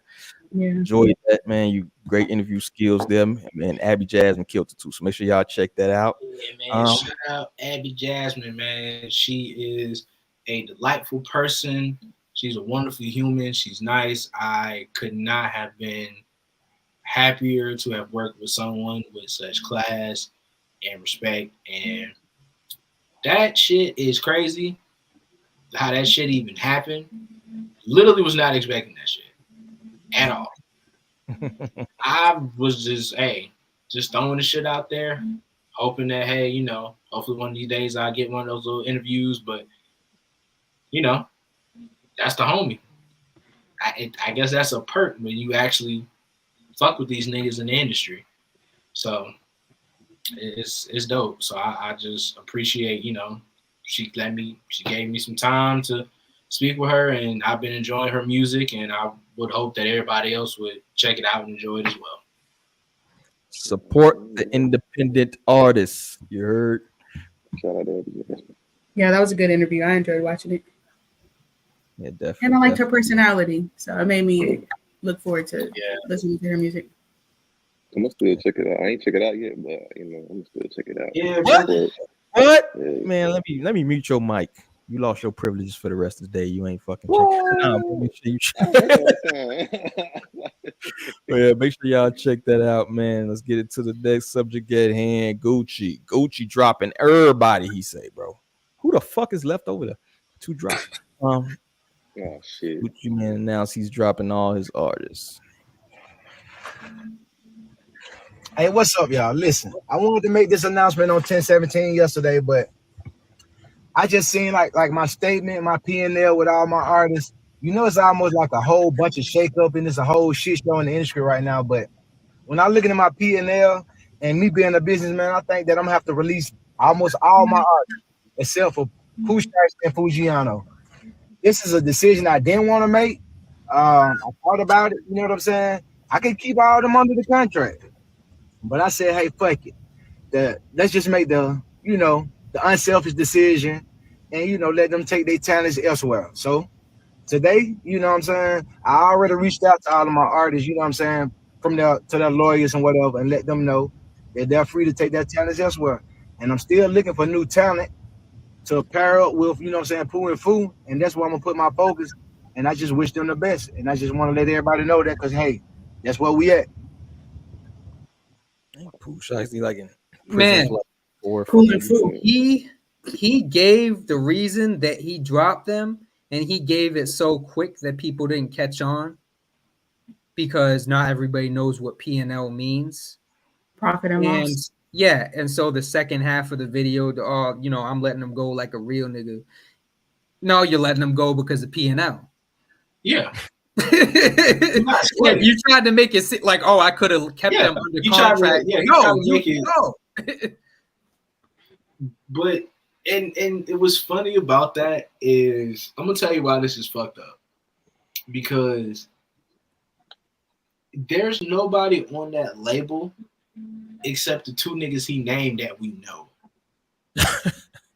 Outside of the niggas who died, the ones that are alive are the ones that we do not know. So, like, who the hell is Big Fizzle? Ain't he in prison? One of them in prison somewhere. Big Walk Dog. Big Walk Dog. I like Big Walk Dog, bro. Yeah, you know Big Walk Dog? Yeah, I know Big Walk Dog. Big Walk Dog. Songs by Big Walk Dog. But it's like, do you even have the capacity to push artists? You feel me? Do you have the capacity to even promote artists? You don't have the look. The 1017 artists, they make a name for themselves before they get signed. So when Gucci is signing them strict. Gucci is basically trying to be like Drake. He's signing motherfuckers hoping that their careers will make him more money and he don't have to put in the work. Foogiano makes great music. You know, we love Foogiano down here. We love Pooh Shiesty down here. And realistically, if Big Scar was alive, Big Scar would be the one he'd keep too. Like, he would definitely keep Big Scar.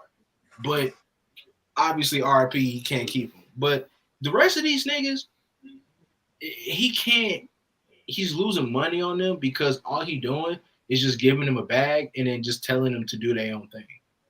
There's no artist development. He don't work with these niggas on anything. All he do is throw these niggas on collab mixtapes and then don't even fucking highlight their names on the feature status. And then expect us to actually give a fuck about these niggas.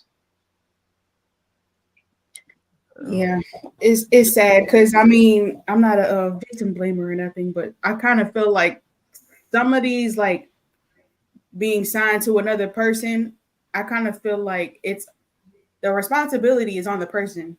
Like, for example, Gucci, like, you're supposed to take these people under your wing, and if they fail, it's kind of your fault.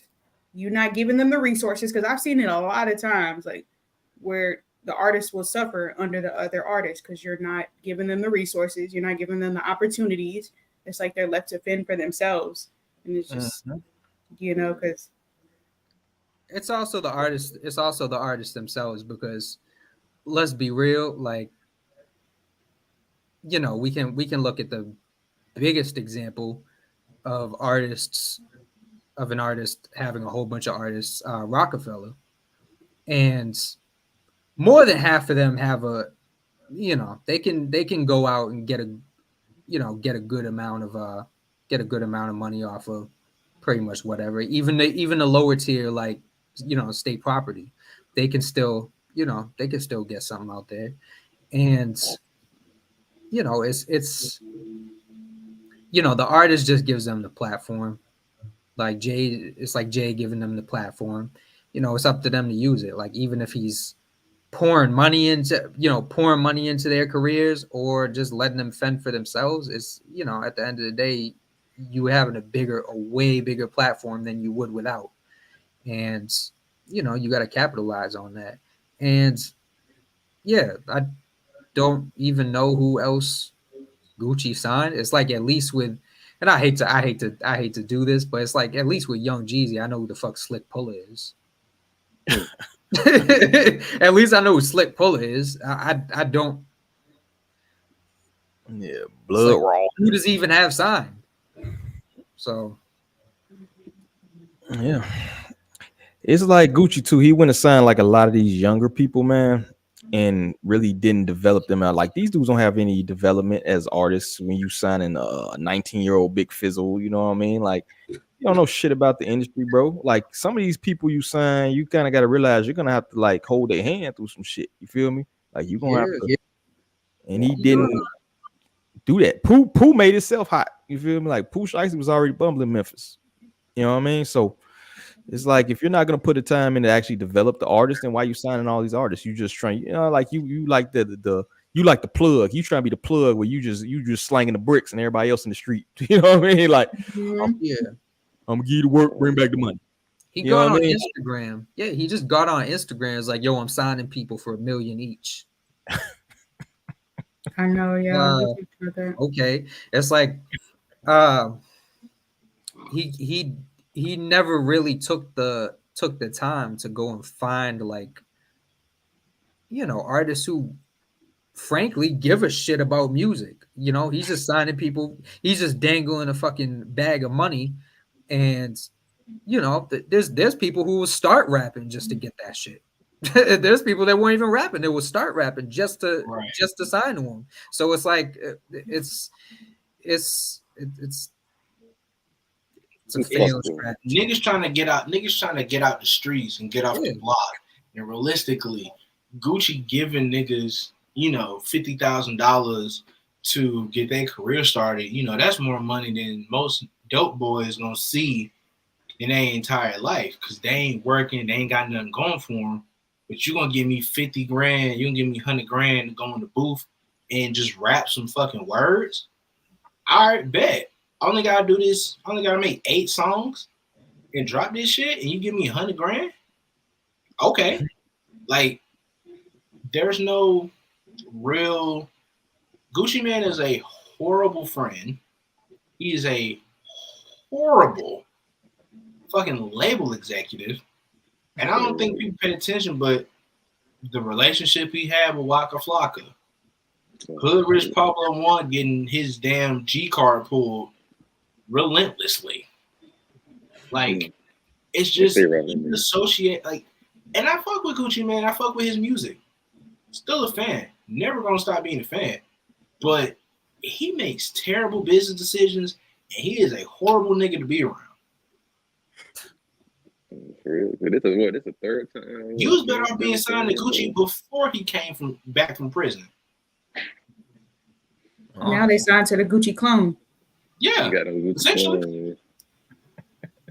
And 1017, bro. How many times you gonna rebrand 1017, dog? I mean, this is like this third time he don't rebrand. He don't have no choice but to rebrand. Ain't nobody alive. 1017 so icy. 1017 Monopoly. 1017 Brick Square. Like, bro, just start new, bro. You can't keep building a fucked up house on some fucked up foundation, dog. You gotta start new. If you're gonna do that, bro, start brand fucking new, bro. I don't want another version of 1017, bro.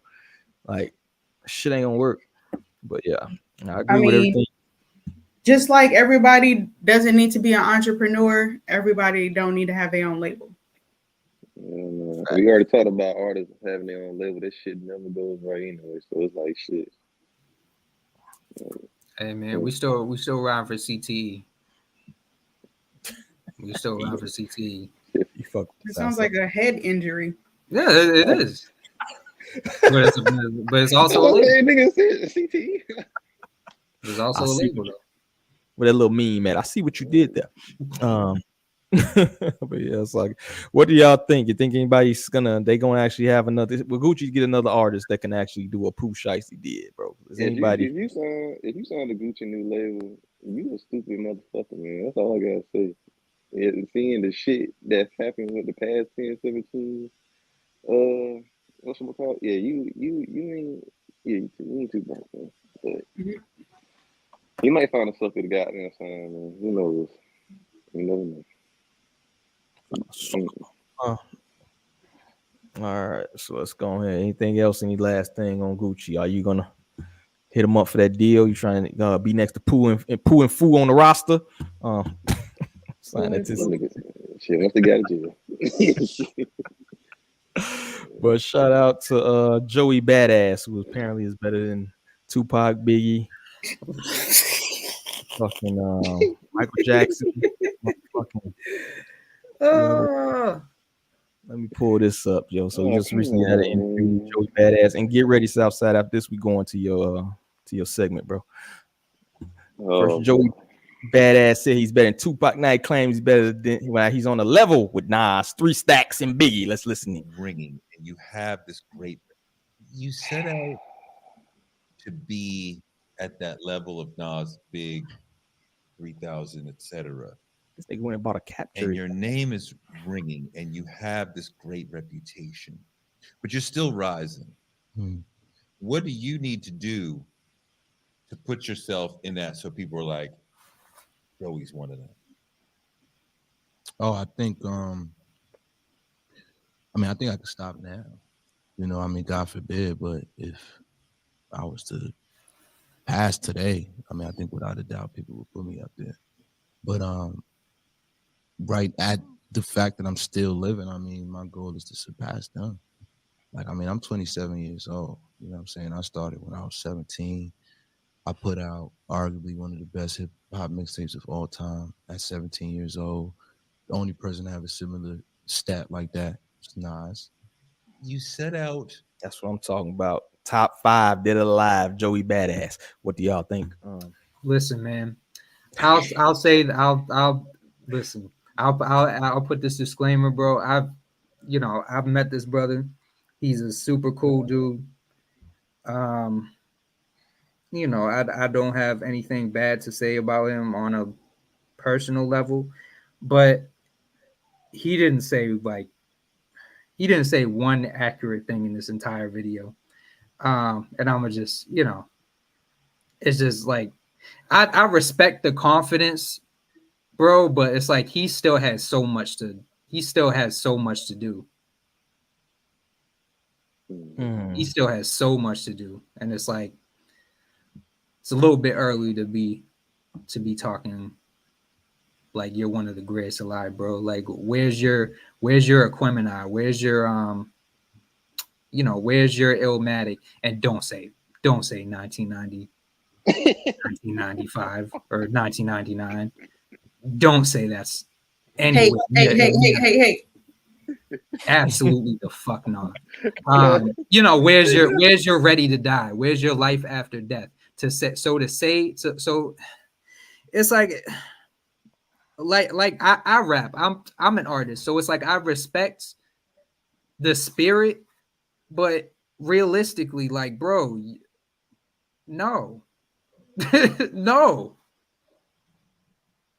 So I agree because, and I've been a fan of Joey Badass for a long time, ever since 1999. Like, but, and it's not the point. He put out he got some good projects, but like Claude said, man, where is your goddamn Aquemini and Ready to Die and shit? Like, where is your iconic album and shit that have you say that shit?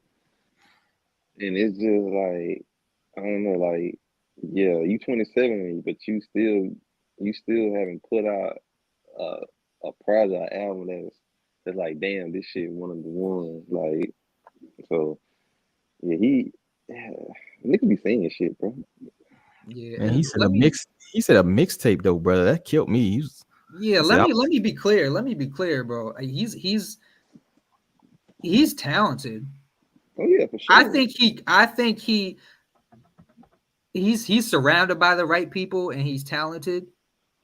I think he could be like down the line, like, he could be a legend, but it's just it's way too early for him to put himself in these conversations, bro. Like, the catalog don't measure up, bro. No, I feel like he hasn't even realistically, he really haven't even reached his true prime yet to be talking like this shit. I would agree. Yeah, I would agree. His peak's still ahead of him. Yeah, like you still got a long ways ahead of you, man. Like I think it's too early to call saying you can goddamn retire and like niggas will say you the best ever do it. Like, nah, like he's a screaming talent. He's one of my favorite rappers, like for real. Yeah. Like, but so what do you think is the metric for him to be able to say that? Does he need to have more mainstream success? Because I don't think he has to have something of the quality that he's talking about. He doesn't have anything as good as Ready to Die, as good as Aquemini, as good as ATLians, as good as Illmatic. He doesn't have anything even half as good as them. Damn, that's crazy. Funny. He doesn't. We got a 1999 hater over here. Who's gonna? I want. Which one of y'all thinks that? I thought 1999 was pretty good. You think it's anywhere near Illmatic? I thought he was rapping his ass off. Huh? I thought he was rapping his ass off. You think he's rapping as good as Nas? Hey man. I'm just asking. I'm asking a question. I don't know, but me personally, I don't like comparing people. So I always hate when people say I'm the best, I'm the greatest rapper alive. I don't like that. So it's hard for me to say. No, I feel you, but when it comes, you're gonna have people compare people in hip hop regardless. But I understand what you're saying though. But the comparison, they always gonna be there though. So it's like shit. But I mean, 1999, it's a good fucking mix. That's like one of the best mixtapes ever made. But like shit, Summer Nights. Summer Night was cool too. But it's like shit. Album wise, like what do you got? So it's like shit. I don't know. All American Badass was cool, but it is to the same extent as like that brother. If he passed today, he be ranked up there with Biggie. Yeah, no, bro. No, not today. Let's bring it back to reality. No, that's I like the concerning part because he's setting the ceiling. He's setting the ceiling for himself, and if he genuinely believes that, he's never gonna pass where he's at right now. If he genuinely believes the shit he's saying, and that's sad because it's like I said, he is talented, but if he really thinks he's up there right now, and he's not just talking shit, then hey man, it's rough, bro. At least he thinks so. It's like at least he thinks he's the best. I mean, it's good to have rappers, but when you saying like crazy shit like that, it's like, man, you just gotta humble yourself and just not say that shit. You just gotta, say for example, if he did have 3 classic albums, I feel like you should just keep trying to strive further. I feel like you still try to get that greatest of all time title. I feel like you should just say that, like keep going and try to be that legend. Everybody can say, wow, he one of the greatest ever do it. So I feel like you just gotta humble yourself. He don't even drop that much music, to be honest. You really don't, cause shit, 2000 came out a year, 2 years ago, if I'm not mistaken. So shit, yeah, he really don't. He's not even consistent like that, to be honest. Shit, cause it took a minute for him to drop that 2000 album shit, and it was great, it was cool, but it's like shit. It was like, man, all right. That might be an old interview anyway, because he's 29 now, so that might be a 2-year-old, and that might have been a clickbait type of deal anyway. You feel me? Mm-hmm. 27. So I had to throw that disclaimer because he's not I don't think he's trash or anything like that, and it's Static Select is his DJ. Yeah. Nobody thinks Joey Badass is trash by no stretch of the imagination, but like I said, it's not consistent enough where he had 1, 2, 3 albums over how many year period, 3 official albums. That's a terrible pace, bro. Real terrible. And then him being that young, like shit, bro.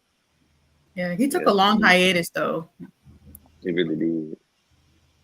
Yeah, but if you're gonna be the best, you're gonna claim you're the best, bro. You gotta be consistent. That's one of the big things. You can't fucking win a championship, you win an NBA championship, disappear for 10 years and come like, you know what I mean? Like the greats do it consistently. They win consistently, right? They drop shit consistently.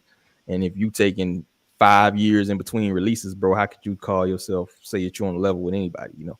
Even if you had one like that's almost like the Lauryn Hill debate, right? You know, to a lesser extent though. But you know, like one classic album, does that make you a legend? Does one classic mixtape make you a legend? You know, I we don't need to talk about that shit because They might get on me for speaking on that. No, me and my friend got to arguing about this shit a long time ago, and that shit almost blew a fucking gasket. We should talk about that one day. We should. Hypothetical next. Yeah, I feel the same way, stuff. I do. We gonna talk about shit though. We can talk about shit. I don't give a fuck. Shit. So yeah. Who? Anybody heard of this person? Like Kiki One? Yeah. From New York. Dope.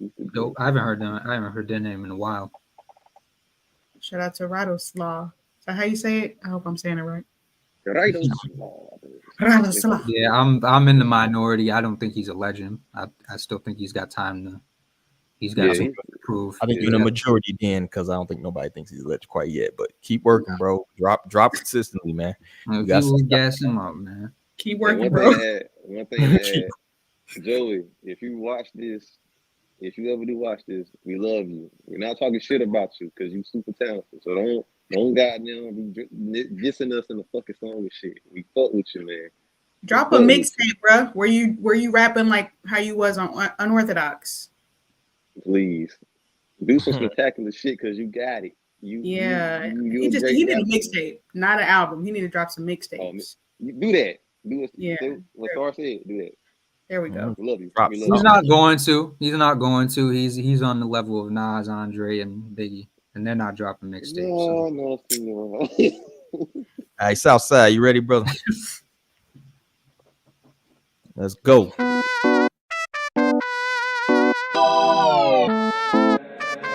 Hey, Dad.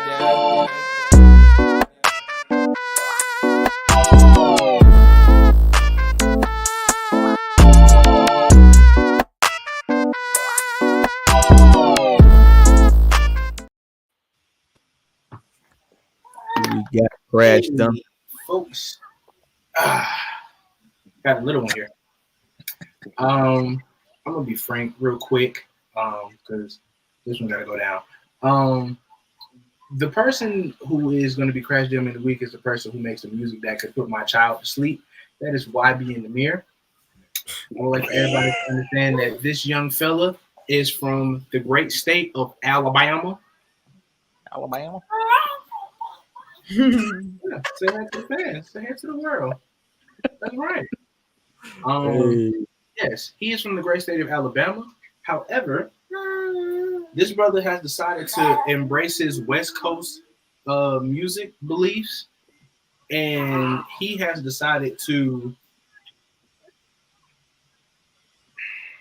What's the nicest way to say somebody has made complete and utter bullshit and has decided to market it as actual good music? What is the nicest way to say that?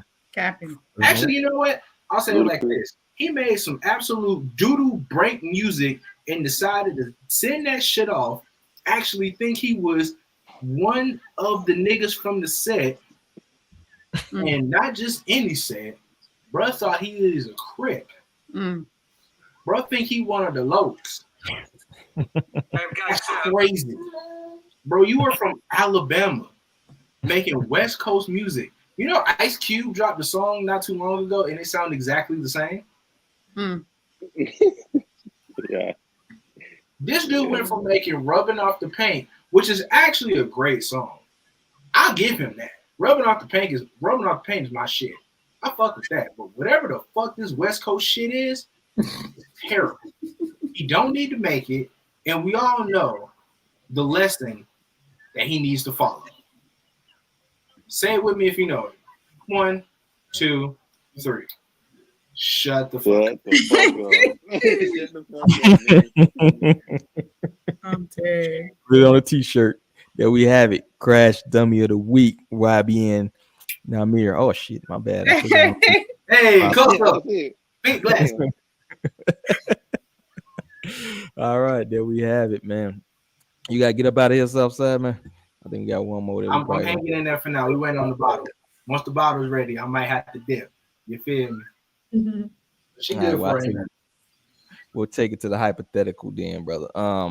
Has social media made us become bad fans, and has it propagated the stan culture to the detriment of objective journalism, objective opinion? And let me pull up some info on this right, y'all. Actually, I'm gonna pull up this post first, read part of it because I think it has something to do with it. Hip hop posers, fake hip hop posers on every social media app on your phone. That's because the internet has changed the criteria for what it means to be hip hop. For the last 48 hours, I tussled with online influencers rocking Twitter handles like Hip Hop Library and the president of hip hop. It made me think, which in turn inspired me to write about how easy it is to download Twitter, Insta, TikTok to your little pocket computer and conveniently integrate yourself into the hip hop community.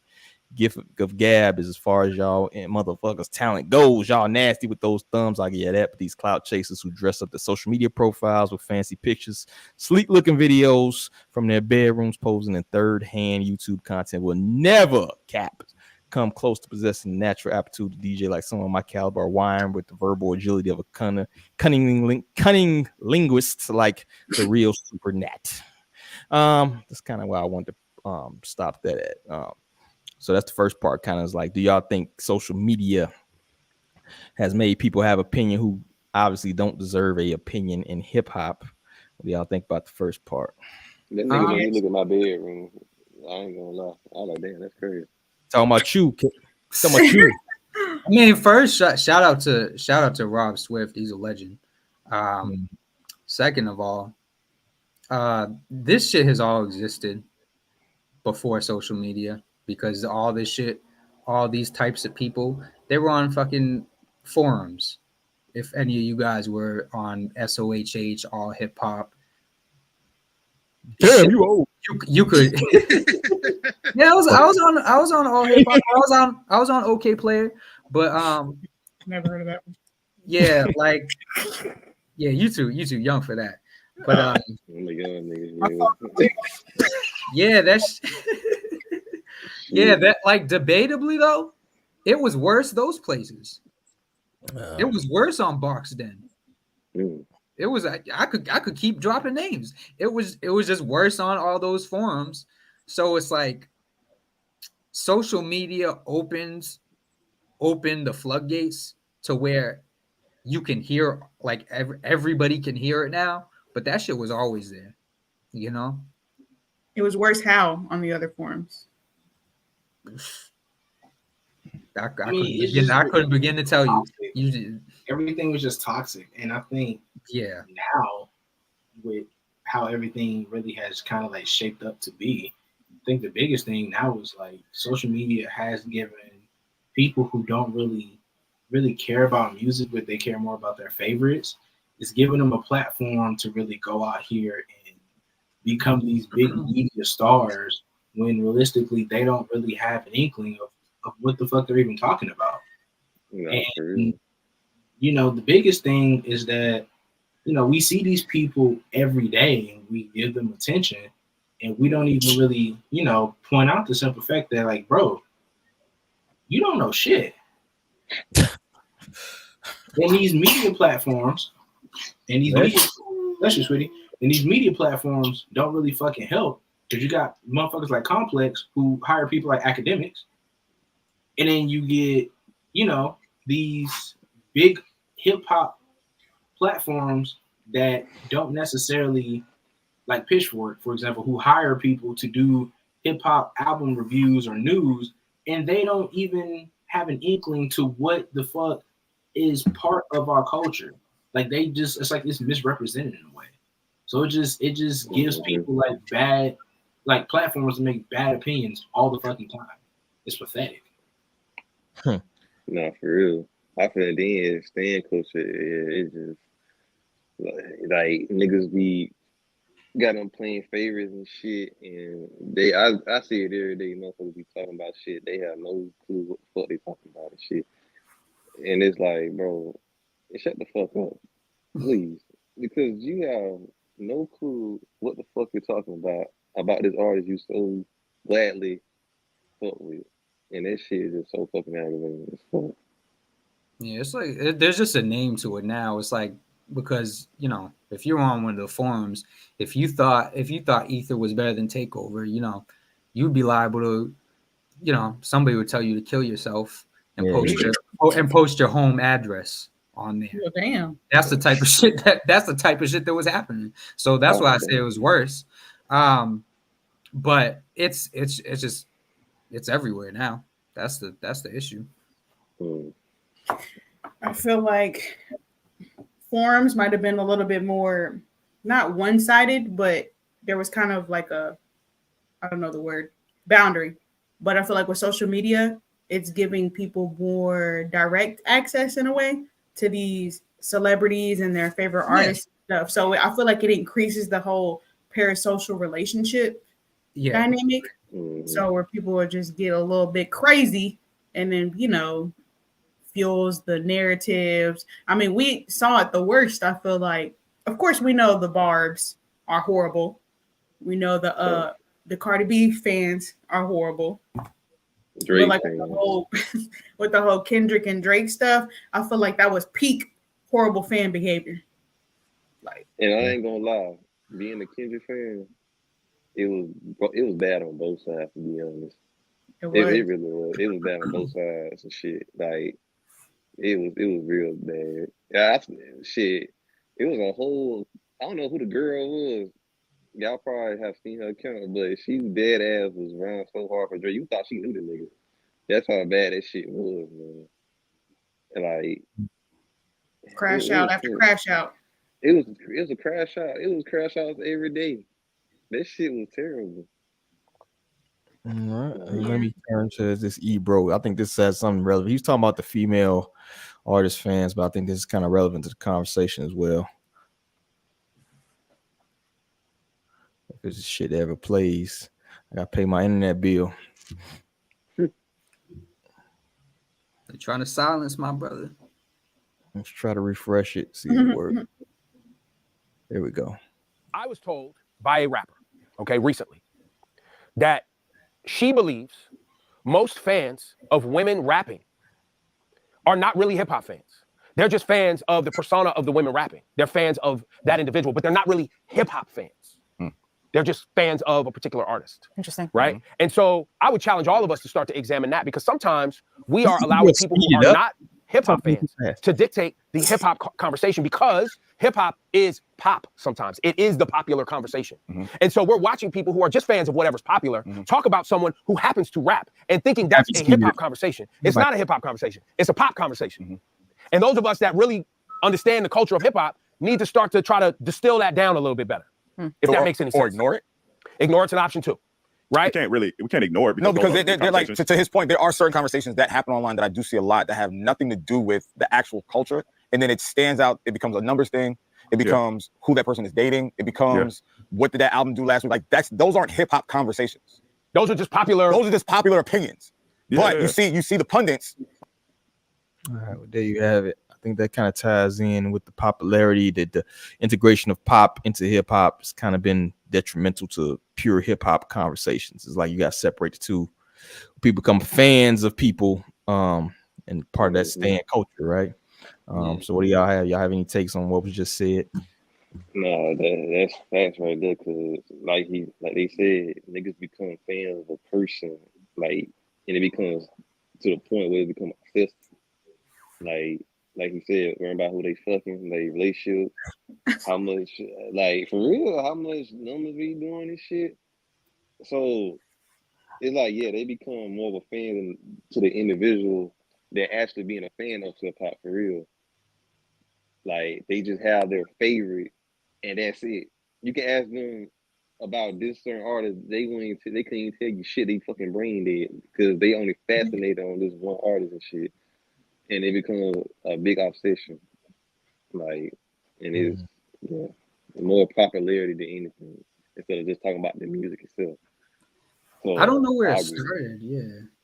I don't know where it started, but it's like somewhere along the line, it became a thing of like people wanting to know every single thing an artist does, every single thing about an artist, to the point where it's like there's no mystery anymore. There's no they're just another Twitter user who makes music. Yeah. So it's like with I don't know when it started, but it's like, yeah, that's the climate that's been created. And actually, I want to say it started with it kind of creeped towards that direction with like vlogging, and during that time. you know, that's cool in a vacuum, but it's like now we start getting shit like Love and Hip Hop and all that shit, and it's like we know intimate details of these people's lives. I'm not from that school, so I don't give a shit about like, you know, your fucking second cousin getting married. I don't care about any of that shit. I just care if the music's good. But it's like we've created this this ecosystem where it's like all the personal details of an artist's life like matter more than the music, and it's you know, we see the music suffering because of it.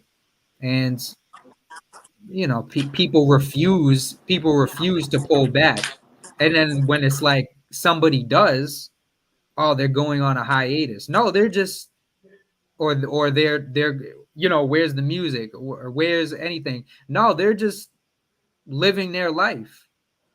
We used to get like it used to be a time where it would go like 2 years before we were getting an album from somebody, and it wouldn't be abnormal. Now it's like, oh, did they quit? Did they quit making music? You know what happened to them? Because we're so used to this like standard of, you know, transparency. Mm-hmm. It used to be where we would get to find out details about our favorite artist by reading an article in a magazine. You know what I'm saying? Yeah. It was like kind of like a controlled environment, but now it's like more intrusive, and it's to the point where artists even hate their own fans. Like we were talking about Tyler the Creator and Doja Cat. Like I understand why they would hate their fans, especially if they blow up into the mainstream and then they get these mainstream fans that are not real hip hop fans. They only care about the persona, the person. You know what I'm saying? And don't appreciate the art for what it is. It's always some extra shit tied with it. Like, and I wonder who he's talking about, the female rapper, because I remember not a long time ago, but like when the whole Scarlet album from Doja Cat came out, she did that interview with Ebro, and she was talking about stan culture and how pretty much she hates those stans, and like they didn't really support her hip hop album, and they're not real. I feel like at her roots, she's hip hop. Yeah. At her roots, she's hip hop. And then when she took that turn to go into her hip hop, she wasn't really supported like that. But I mean, I don't know. And there was that point where she was like going like seemingly crazy because of the pop fans, because she did get mainstream. So she had those annoying stans. So I wonder if he's like talking about somebody like along the lines of her or what. Because I mean, she doesn't hate all her fans. She just hates the ones that be up her ass. And shit. Yeah. So it's just weird. Like, bro, we don't just stop being weird, y'all, with this stand shit. We don't. You don't need to know the details about a person. Like at the end of the day, these artists are people. They're people just like us. They're talented, but they're people. They bleed like us. The problem with that is that while these stans are fans of these people, the people who consider themselves stans don't have their own individual personality.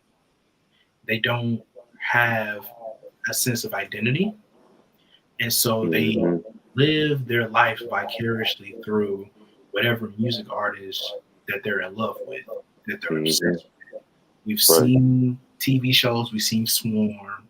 We've seen all these big stand accounts who do nothing but support their favorites. Like, if you got a bunch of hashtags and when some famous person followed you in your bio, you're a fucking dork. Like, but those people, they don't have their own individual personality. So as much as we want to say, hey, please stop doing that, it's gonna fall on deaf ears, because if they stop being a fan of this particular artist, they're not going to have a personality anymore. No, that's correct. Facts. You're right about that shit. Because, for example, the Barbs, the Drake fans, shit, the Kendrick fans, Kanye fans, Tyler Creator fans.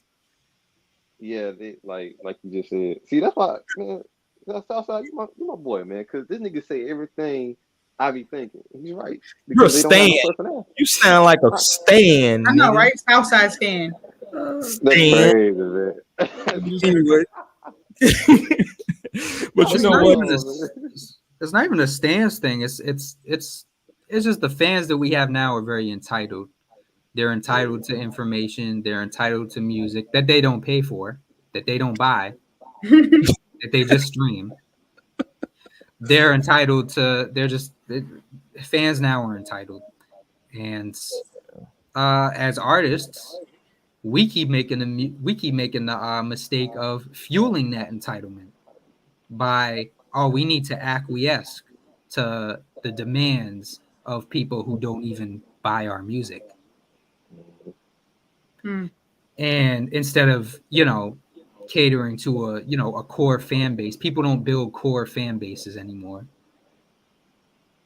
So it's like a giant revolving door where, people are losing fans, gaining fans, losing those fans the next day because nobody wants to build a sturdy fan base anymore. It's just, I wonder if what I ate for dinner tonight can, get some eyes on it, get some likes, because that's where we're at with it now.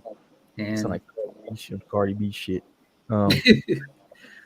But yeah, man, we know too much about these people fucking personal. I think that's why we talked earlier about the BET Hip Hop Awards. Part of the reason Hip Hop Awards nobody really likes award shows anymore, because it's like we know too much.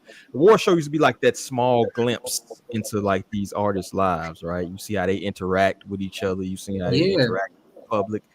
But now it's like they tweet and fucking IG all day. Like, I know exactly what the fuck you're doing. I know how you think. There's no mystery involved. There's no reason for me to tune into an award show unless you want to see a performance maybe or some shit like that. But like, there's nothing spectacular gonna come. Don't you remember people used to go up to? Don't you remember the first Source Awards when they had that big thing between East and West Coast, and he was like, "What the fuck is gonna happen at the BET Awards?" You know what I'm saying? All the Source Awards, right?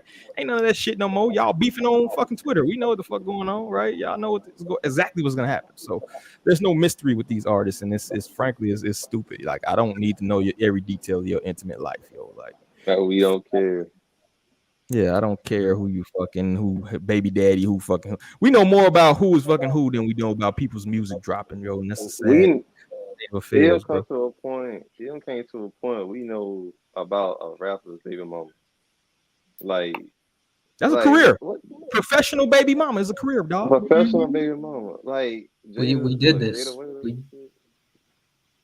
It's our fault. So would y'all say it boiled down to fans being too entitled? Do you think social media has made fans too entitled? Yeah, because they have access to everything. They have too much access. So it's like, if somebody was to take that away, if somebody was to just, I'm not gonna tweet anymore. Like, I can't really even think of anybody who's done that. But Aria say she leaving. I think Doja left. Yeah, she did. Yeah. So it's like, you take that away, and it's like, it's almost like people get offended, right? You're a weirdo for not having social media. Yeah, like you people get offended to something that they were never they were never owed. Like, you're not owed somebody giving you every detail of their day by day, or Doja Cat used to be on she used to be on when Periscope was a thing. She was in chat room showing was feet. on Periscope. She was in racist chat. She was on room Periscope, showing feet. all day. She would be on there all day. Yeah. And yeah, but that's because it was like a small core fan base. She she wouldn't do that shit now. But not even. Yeah. But yeah, we gotta stop acquiescing. You know what I'm trying to say. I don't even know what that means. But it's a big word. Like conforming. Oh, okay. To what people think they're owed. People that don't buy music. And just give people our best shit, present it in a creative fashion like we want, and it's like all the extra shit, everybody doing all the extra shit is what's driving us deeper into the hole. Yeah.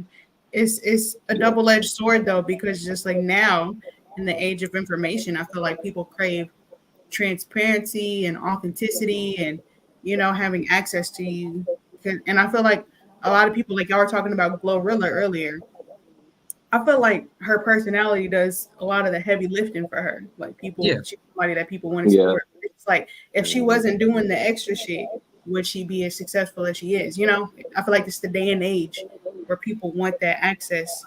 So I mean, maybe there's a way to do it to where you're not just telling all your damn business, but there has to be a disruptor. I don't know. But that's with everything. There has to be a disruptor. Because nothing will change if there's no disruptor. I get it, but it's just like even as a business, people think that you're not legit if you're not on Google or if you don't have a social media account. That's where we're at now. That's the thing. You have to somehow force shit. Like if you're not going to have a personal presence, you have to find a way, whether it's an investor or something, you have to find a way to force your name out there and force your music. And the whole shit is a fucked up game. Yeah. I don't know. I don't know if you could be successful with it. There's artists right now successful that's kind of like, I would say, not out there with their personal life. Is there any artists right now? We could have said that. We could have said that with Jay Electronica or Jai Paul. Jai Paul has like 3 songs, and I can't even fathom how many streams he has. Probably somewhere in the billions by now. And he has 3 songs over the course of like 14 years. I kind of feel like Kendrick's like that because he don't tweet no more. He don't do the social media stuff. Of course, he used to be that way. He used to back in the day, shit. But yeah, he really just. We don't know much about his personal life. Nah, he puts it in the music. Man, shit. Play the game. No, go ahead. Oh, all I say, yeah, Mad Lib even say, shit, you don't even fuck with social media. No, the only way you got him get contact with Mad Lib is through like email and shit. So who? Mad Lib. Interesting. Yeah, but these are people that built their shit before this climate. In this time, it's kind of like you can play the game and pull back once you get that. Once you get that visibility, once you get that presence, once you get in the door, more or less. I mean, you can do that, but then you taking a gamble. Your basically your music gonna have to be spectacular, dog.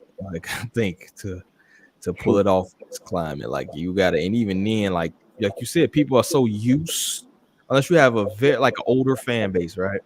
If you're trying to like come up on these YNs, let's say, they so used to having access to every part of your life that they may not even rock with it. I think maybe the closest mysterious motherfucker you get, maybe Playboy Cardi right now. That may be. I don't think we know too much outside his baby mama Iggy. You know what I mean? But He's trying to rock that mysterious shit right now. But that's the only reason. That's the only person I know right now pulling it off successfully to a certain extent, you know. But yeah, they want to know everything. Who your baby mama? Yeah. Like, why do I know who Ari Fletcher? Like, why do I know who the fuck that is? I should not know who the fuck that is, bro. You know, like, it's just too much. Too much shit, man. Too much. But that's all I got, man. Y'all ready to get up out of here? Let's go ahead and pop your phones on. We lost Southside, put the kid down, but it's all good. Pop your phones out. Let me know what you are listening to. What's on those playlists? What you got going on, yo? Whoever wants to start can go while I'm pulling my shit up. I'll go. So I'm a simple woman. I've been listening to Currency and DJ Fresh, the Encore. That one's really good. And I've been listening to the banger of the week that we posted this week, Absol and Problem, called All That. Of course, I've been listening to the Toro Imoy. That shit's.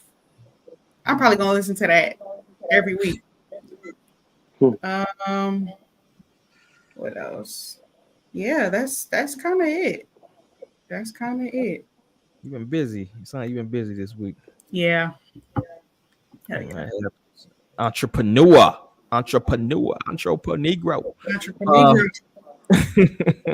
Who next, man? What you been listening to? I've been listening to some Random Acts. That Random Acts album is fire. If y'all don't know who that is, that's Sean Price, Black Milk, and Guilty Simpson. Oh shit. Some of Black Milk's best beats. But I've been listening to that. Some Razzcast. What the hell you get Razzcast from, bro? You pull some Razzcast. You is old ass. Tragedy Gaddafi. Some little bit of Charles Hamilton. Some of the old shit. Yeah, some of the old shit. Some Dark Low V Dawn. Some Devin the Dude, and some I Am Sue. It's a very diverse list, bro. He put Charles Hamilton out his ass too. What the hell? That's crazy, bro. Malik, what you got going on, man? Yeah, I know I got the longest playlist. Oh shit. Let me go take it. I'll be back. Man, but let me see, man. I got so much shit too. I've been listening to Carl recently. Rest in peace, Carl, man. I miss Carl. One of the best storytellers ever in rap, man. R.I.P. Carl. R.I.P. Carl, man. Sure. Goddamn Kilo Keys. Shout out J Cloud. J Cloud, that nigga right there. He the plug, man. J Cloud be putting me on the goddamn artist and shit. And I'm like, I got it. I got to check it out. Let me see. Of course, Kendrick, some Kendrick. Young Dolph, Dolph. Some Future, JPEG, Mafia. Makami, one of the best rappers ever. Shit. I'm biased. My boy Breezy Supreme. Shout out to Breezy Supreme, man. Punk rock artist, if y'all don't know. Let me see. Outkast.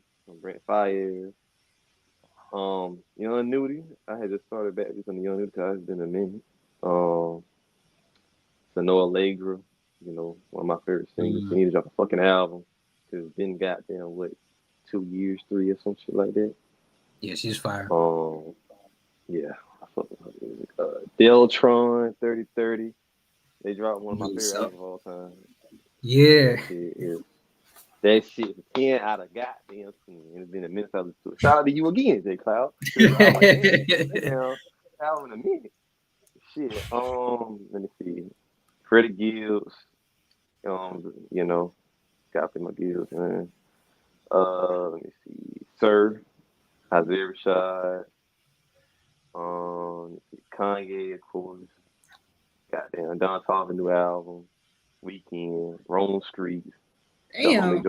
Joy. He's still going. He going to McDonald's, just order the whole left side of the menu. Just give me the left side. How many hours you got in a day? I work from 5 to 3, so I got a lot of time to do a bunch of music. You just pop the headphones in. Hell yeah. Goddamn, let me see. Dead Prez, one of the best. Dead Prez. Shout out to them. I listened to homie Talene. She's a singer. She got some great music I should check out. Let me see. Dochi. You know, that's in the rotation. Larry June, MF Doom. Tyler Creed, I've been preparing myself with album dropping. Got 2 hour hard cap, by the way. Yeah.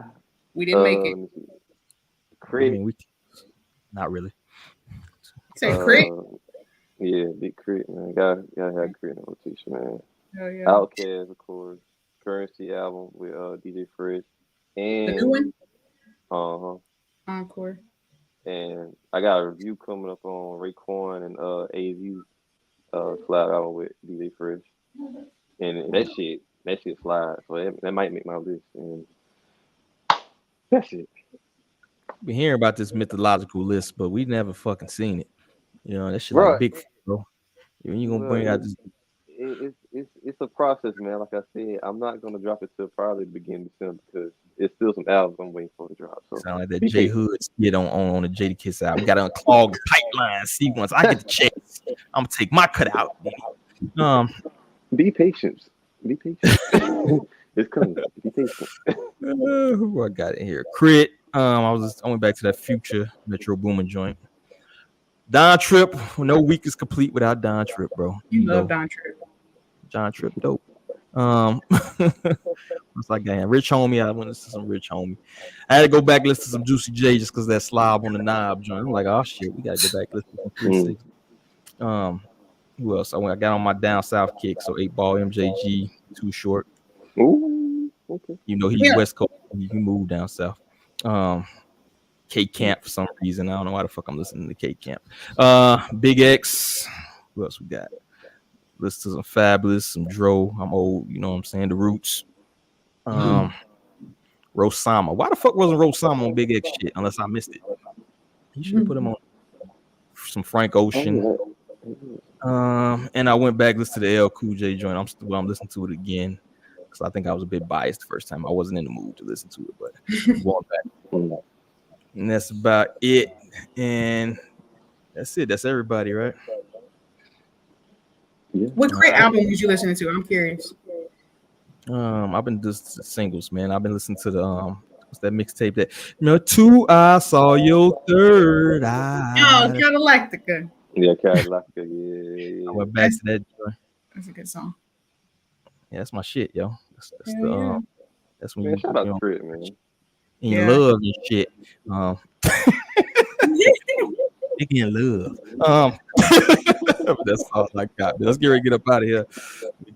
I still got the sharing screen up. So anybody doing anything interesting, you got anything you want to plug, and then you got going on the side, whatever hustle you working. You feel me?